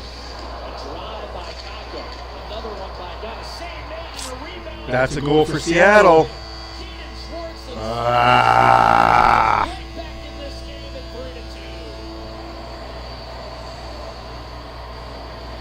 Mark that save down by Philip Grubauer. Just a terrific save on Leon Draisaitl, the 2-on-1. And Seattle catches a break here. The broken stick on the shot by Dunn makes it a difficult save right here. This blast is kind of a little knuckler changeup that comes off the stick of Vince Dunn. And as a result, it's not handled well by Pickard, and Schwartz is right there. Pickard tries to shove this one to the corner, but because it's bouncing, doesn't get far enough, and Schwartz, right place at the right time as he often is. Banks it home from a sharp angle. It's a one-goal game. Schwartz is 13th and 7th. 3-2 Edmonton. Don't blow this, boys. Don't blow this, please. Don't blow this. No, they're not falling apart. It was just a broken shot. How did they score? Shot from the point. Stick broke, so Pickard playing it as if it was going to be a hard shot. It was a flubbed up shot, and guy standing back door had a wide open net. Honestly, bounces. 12:23 left to go in the third period. 27-15 are shots for the Oilers. 3-2 is the score for Edmonton, obviously. But time for the Oilers to wake up. They had a 3-0 lead. It's down 3-2. Seattle's a good team, folks. The Pacific Division is a good division. All teams in it are good, aside from San Jose. But everyone else has a chance to make the playoffs this year.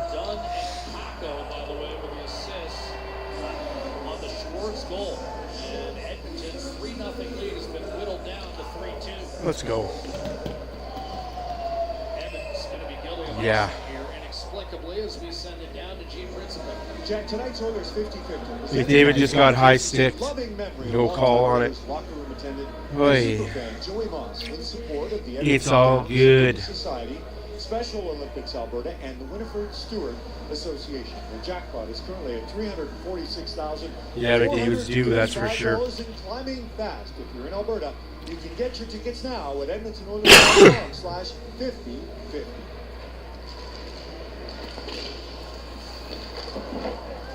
Dunn and Henry grapple for puck possession off the draw for Koski. We'll try to twirl it through center. Oilers had a solid grip on this game, and now hanging in the balance. Sent it deep by Hyman. Montour. Shane Wright. Trying to exit the zone. Janmark bottled that up, and Hyman will throw it back around to him. Return to Hyman by Janmark. Shane Wright came over, forced the turnover. Seattle. Bjorkstrand. Remember, the Kraken rallied from 2 down on Thursday to force overtime against Vancouver and got a point out of it. And as we told you, the Oilers have let a couple of leads slip since the holiday. Looking for their 3rd win in a row. They recovered from those losses in California with wins over Utah and Anaheim. McDavid from Draisaitl back to Skinner and down. Skinner just can't pull the trigger. A heck of a defensive play by Mahura. No check on Beniers by Nurse. And the Oilers look to counter. Connor McDavid trying to go inside for Jeff Skinner. Draisaitl comes over to make a play on the puck. Draisaitl, McDavid, Skinner out for Edmonton. McDavid. Draisaitl. Oilers got to wake up. Ripped by Bouchard and hugging that far post. Philip Grubauer with 10 minutes to play in the 3rd. 3-2. Half a period left. Still up 1. Anything can happen. And it's guys like this guy that make me laugh. Clueless tards.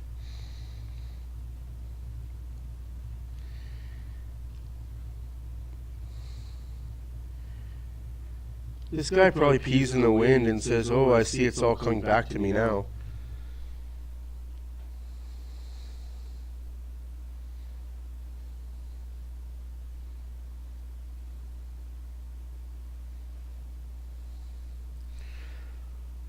Glad you're here, buddy. Welcome back. I was wondering when your specialness was going to join us.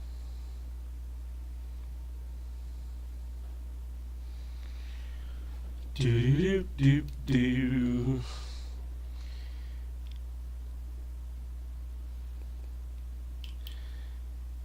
They wrote a song about you, I believe. Don't get me wrong, but I believe it's "I'm so special, so effing special."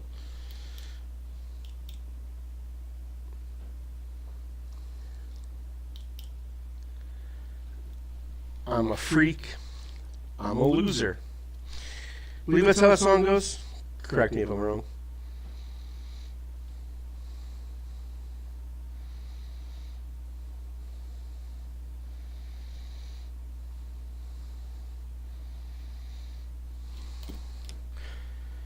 The most electrifying play of the game. No. A new form of electric performance. Yeah, Jeff Skinner only has 7. But earlier than that, 10 seconds into the game, the lights went out here at Climate Pledge Arena. I'm talking to Window Liquor. He knows who I'm talking to. He knows I'm talking to him. No, I'm talking to Window Liquor. Sorry, Window Shopper.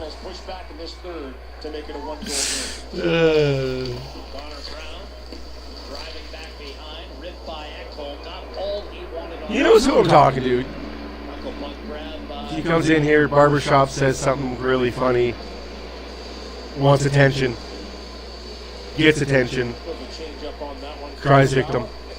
Again, we've seen a few funny bounces. The one by Dunn that led to the Schwartz goal actually worked in Seattle's favor. That one, Grubauer just says, "I'll hold on to this one." David against Stevenson. Probably blames the wind. Oh, there's a penalty not called. Interessante. Oilers out shooting heavily the Seattle Kraken. But scores 3-2. Time for the period to just wind down, kill clock, score. I would never talk about you that way, Spider-Man channel. Oh, what a tip by Bouchard. Unfortunately, you're not playing defense right now. Better hope whoever's back there knows. Absolutely. I love the trolls. They make things entertaining when the Oilers are winning. And they make things frustrating when the Oilers are losing. But either way, it's comical.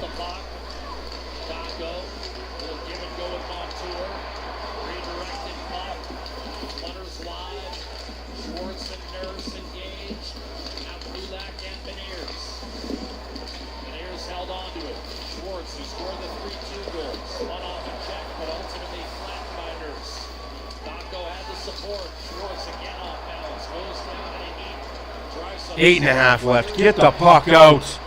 Good God almighty, get the puck out. Thank goodness.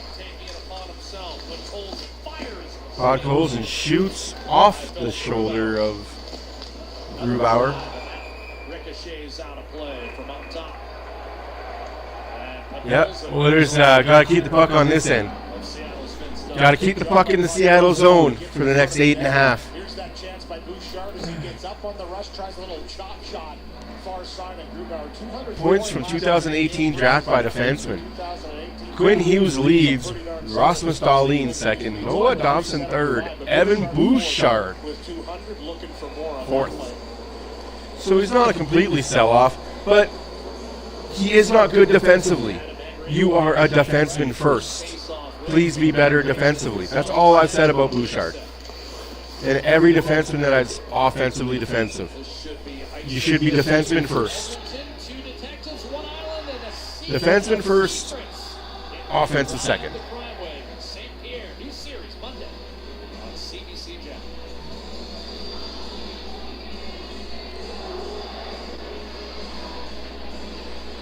No sleep till Brooklyn. Beastie Boys, man. That was a rap group that made headlines all over the world for a few years. I'm that kind of old.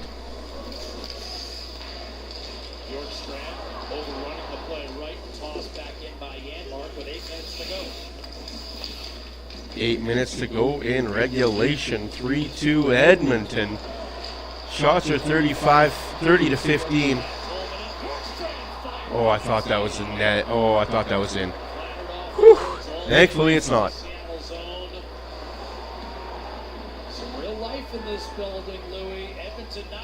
Absolutely, go live. You've got two watchers right here.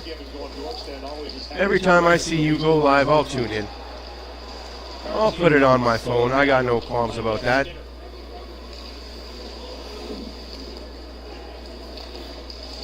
Skinner took a seat last week. Louis responded. It's been noticeable the last couple of games. Brandon Tanev starting to find that back of the net. Oh. Derek Ryan. 7 minutes left. Just keep it. Keep it on this end. No forward help. And that's icing against Seattle. Bad icing to take. The forward group out there for the Oilers was weak. Montour, you're a joke. Nobody likes you. Great shots from distance. Little give and go between Tolvanen and Bjorkstrand. And for Bjorkstrand, before he releases this puck, he gets himself no sleep till Brooklyn. I thought he missed the net, but I think Pickard gets a piece of that with the blocker. He got a piece, I thought. Just ticked off him. Off the draw, Nugent Hopkins. Wow, that number is not true. Look at this ozone draw. Nugent Hopkins, McDavid, and Draisaitl out there together.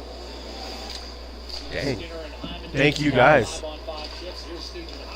Hopkins broken play, didn't get to where it needed to get to. Ref, get out of the way, please. Thank you. 6.5 minutes left to go in the third period. Oilers clinging, not cling on, clinging to a 3-2 lead.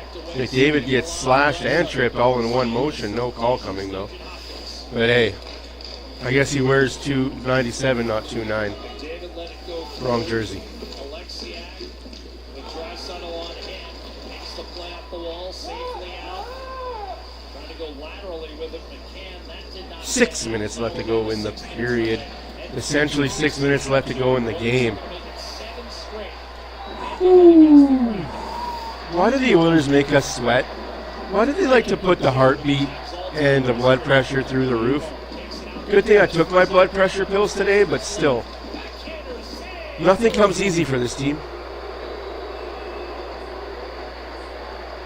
Grubauer with his 27th save to keep Seattle's flickering hopes alive. It's 3-2 thanks to Jake.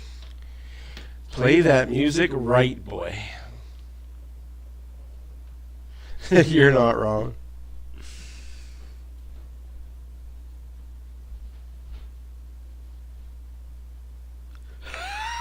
Get the caveman.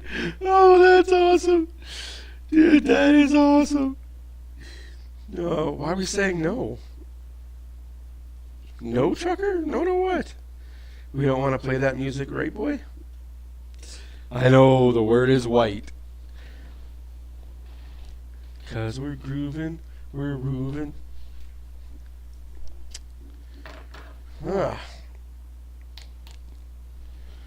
I guess I can update the board, eh? Seattle goal.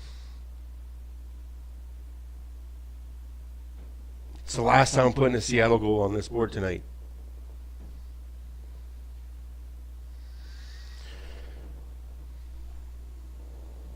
Oh, Schwartz, not Warts.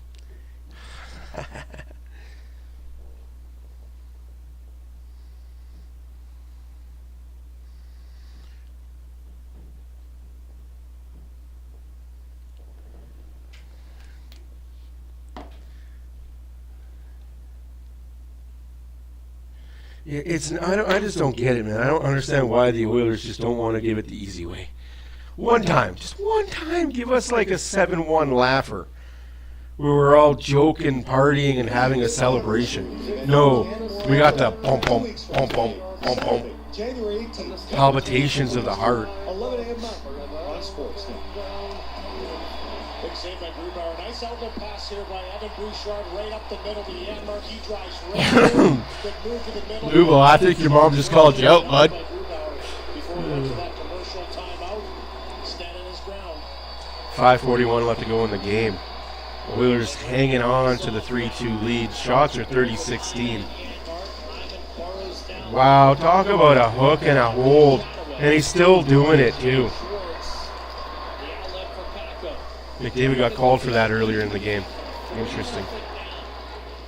Just saying. Late in the second period for some life. And has added another here in the third. Beniers comes over to cut off Edmonton's offensive threat. Next goal wins territory. Icing. Icing against Seattle. That's good that you're feeling good. How's your girlfriend doing, man? Schwartz, he wanted to try and handle that one at the blue line. Good job by Hyman to just drive this puck down the wall. Took a healthy hit from Kako, but got the puck deep and attempted pass up the ice goes long. And now the Dang. Drysdale line, sorry for Edmonton, back on the ice for an offensive zone face. Get that helmet off. Get that cage gone, Hyman. And you can tell it's still giving him some problems. Yeah. Quick shot by Arvidsson right off the draw. It handcuffed Grubauer a bit, but he was able to locate and freeze. Quick change. You're going to see Montour on the ice again. He's just playing a ton of minutes in this third period without Adam Larson on the ice, and that shot through a little bit of a screen handled again by Grubauer. Good mentality by Arvidsson to get it through. 9.5 minutes for Montour. No Adam Larson. How unfortunate.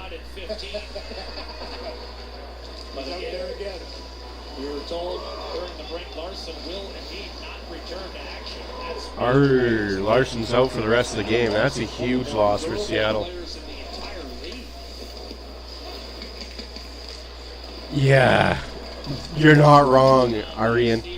You are not wrong. Flipping it back the other way, Vasily Podkolzin. His all-ice game tonight has been outstanding. 4.5 minutes left to go. Yeah, I want the Oilers to get another one. Let's just get another one so we don't have to be in distress panic mode. And that's it with a high stick, so it'll be face-off to the left of Picard. Mentioned the Kraken getting 2 to force overtime. It'll never. I'm with you, Lugo. I'm with you, man. I'd still prefer the computer method. Hey, Jazz, come on, Kraken. Can't hate that. Can't hate that, bud. Best of luck to you. May the odds ever be in your favor. Yes, they don't go away. Alexia, wrist shot deflected, pass through, and a quick chance. And Shane Wright missed the net. Oh my goodness, Seattle almost ties it up. And the Kraken come with an eyelash of time this one. Come on, boys. 4 minutes left. Get the puck out. Oh, that's awesome. That's good to hear that she was home. Icing Oilers. Come on, boys. Can't have that crap. Seattle goes to work, dig in, and it's a quick little wrister. It bounces around, deflects once, twice off the skate. And then the shovel shot by Wright as he just kind of leans forward. He's all tangled up, but he still changes his position to get this shot away and just a little bit high. On the right-hand side, tried to elevate quickly up over top of the glove of Pickard. Oh, let's go. 3:57 left to go in the game. Oilers, scramble jaw, lose the face-off. Move your feet at home. There you go. Just get it out. We'll play at the center ice. We'll play the next 2.5, 3 minutes at center ice.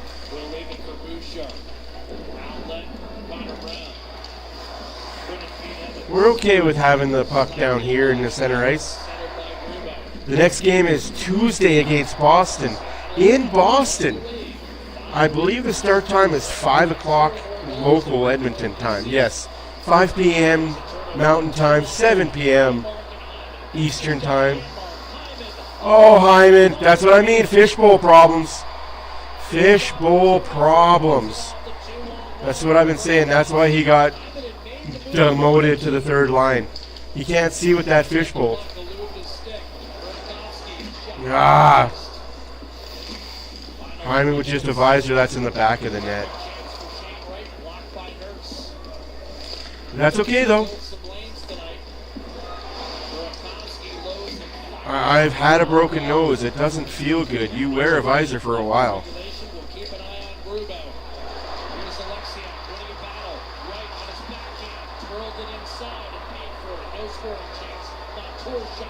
Shot blocked by Yanmark. Give it to him.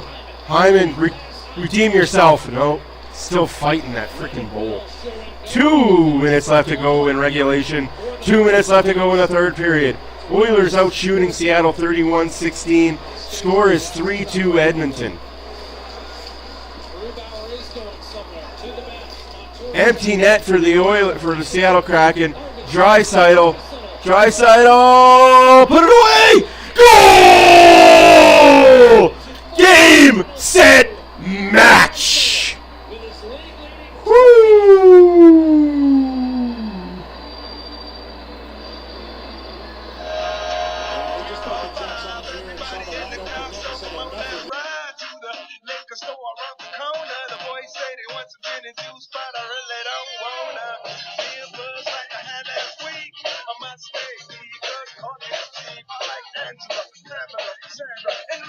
And as I continue, you know they getting sweeter. So what can I do? I really bag you, my lord. To me, son is just like a boy. Anything fine, it's all good. Let me jump in and sing in the trumpet. A little bit of Monica in my life. A little bit of Eric. He just kind of put his hands up in the air and said, "That's kind of how this season's gone right now." That is dagger. I'm going to tuck this home. Not going to waste any time. Excuse me. I was wondering how a 1-on-2. I don't know if you would have had a good chance to slow him down anyway. But Well, no, it's still got lots of time left. Seattle could come back. League leading 29th goal of the season. Can he get 50? Arvidsson and Bouchard with the assists. Minute 30 to go. And Seattle trailing by a score of 4-2. Draisaitl with a goal and an assist tonight. Up to 59 points on the year. 59 points. Nathan McKinnon with an empty net again. McDavid's looking to get some.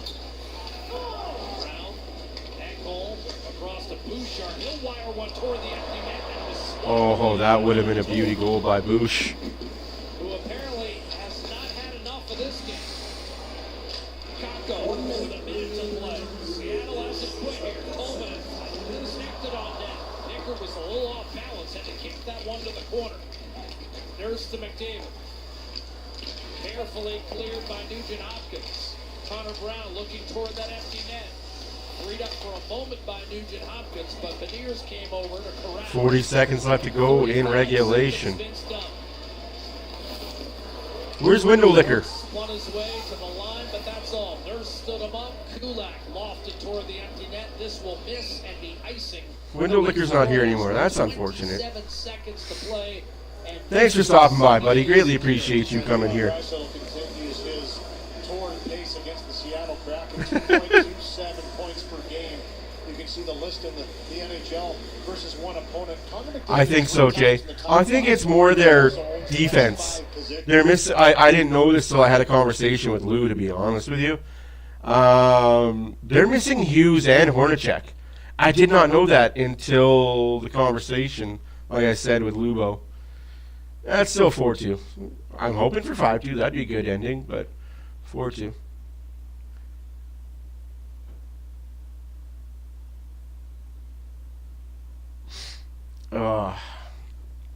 Again, thank you all for being here. My name is Matt for OilersFanReaction. Greatly appreciate every single one of you guys stopping by, saying hi, having a good chat. If this is your first time on the stream, hit the subscribe button, hit the like button, let us know how we do. If you've been here before and you're a true loyal friend of mine, family member even, I greatly appreciate you guys for being here and chilling out. Even if you're just here browsing, you don't subscribe, you don't say hi, thank you for being here. Greatly appreciate you guys looking in and seeing what we're all about. Hopefully we didn't scare you away.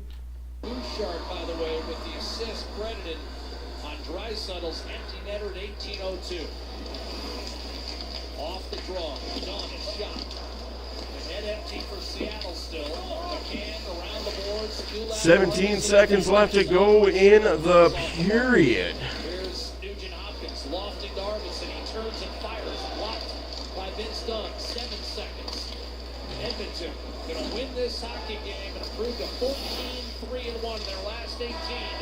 That's the game, folks. Play La Bamba, baby. They're not going to do it in Seattle, so I'll do it for you here.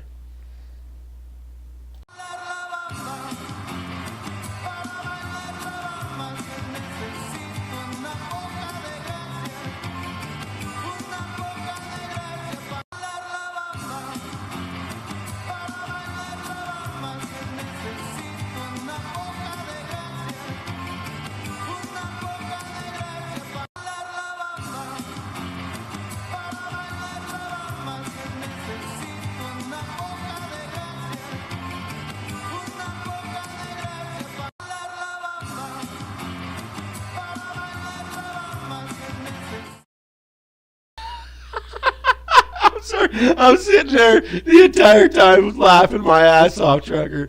You know I could never be serious about not liking you, buddy. You're too good of a person. You're from Saskatchewan. I cannot not like you. No matter if you cheer for the Rough Riders or not.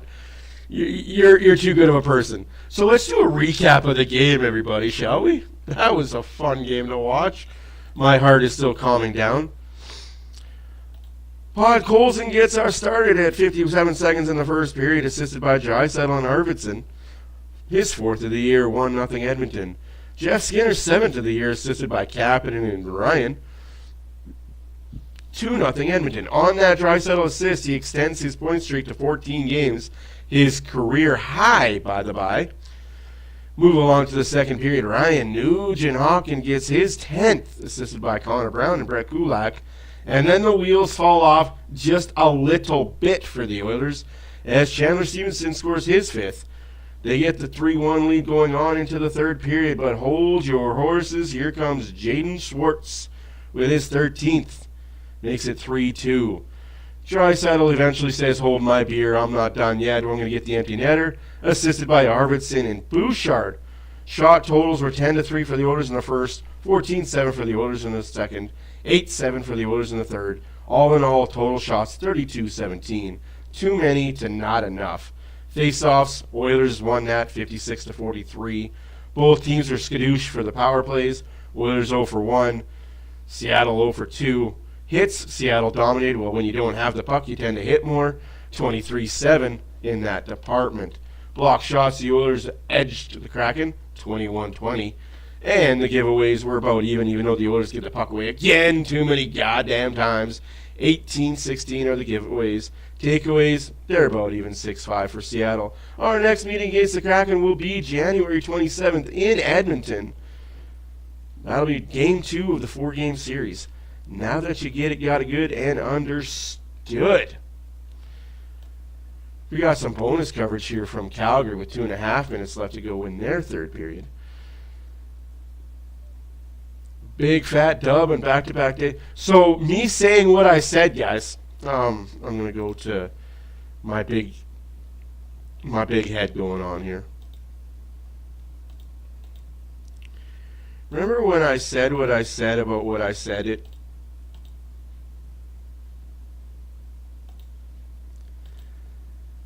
I said yesterday the Oilers wanted to learn from their mistake in the California series. They wanted to learn from that back-to-back. Don't put so much energy in Game 1 where you come out so flat in Game 2 you embarrass yourselves.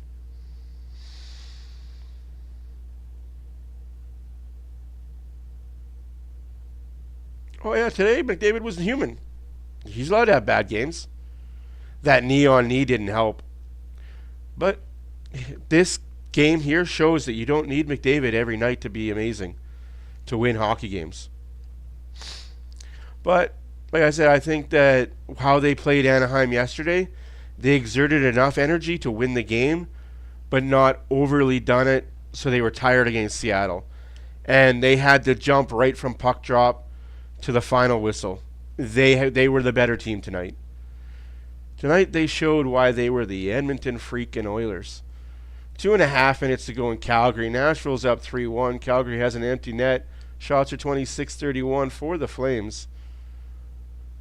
Oh, Nashville's finally decided to put some wins together, have they? They might be scary if they can squeak into the playoffs. Not saying they're going to, but if they were to squeak themselves into the 8th spot in the playoffs, this is a team with a lot of firepower, good defense, and a really good goalie in Saros. That's icing against Nashville. Anyways, guys, my name is Matt for Oilers Fan Reaction. Check our latest videos, and our next video will be the post-game reaction. I'll do that tomorrow morning. Need to catch up on some Z's. Also, check us out on our socials. You know where to find us: YouTube, TikTok, Facebook fan page, Discord, and Twitter. X, I guess they call it nowadays. Yeah, Lubo, I was with you. I thought that too for a while. I was like, man, McDavid and Draisaitl are playing 35, 40 minutes a night. That's not a recipe for success long term. They proved us wrong though, right? Like they lowered their minutes, and the bottom six has stepped up. The role players of this Oiler team have stepped up in big ways. Now to get Evander Kane back and healthy, man, this team will be dangerous. Feel like Darkwing Duck out here. Let's get dangerous. And that's the empty net for Nashville. O'Reilly gets the hat-trick goal. Steven Stamkos gives them the puck to get it. 4-1 Nashville. You guys have yourselves a great night. I will see you guys Tuesday when the Oilers are in Boston to take on the big, bad Bruins. Bye for now. Doses.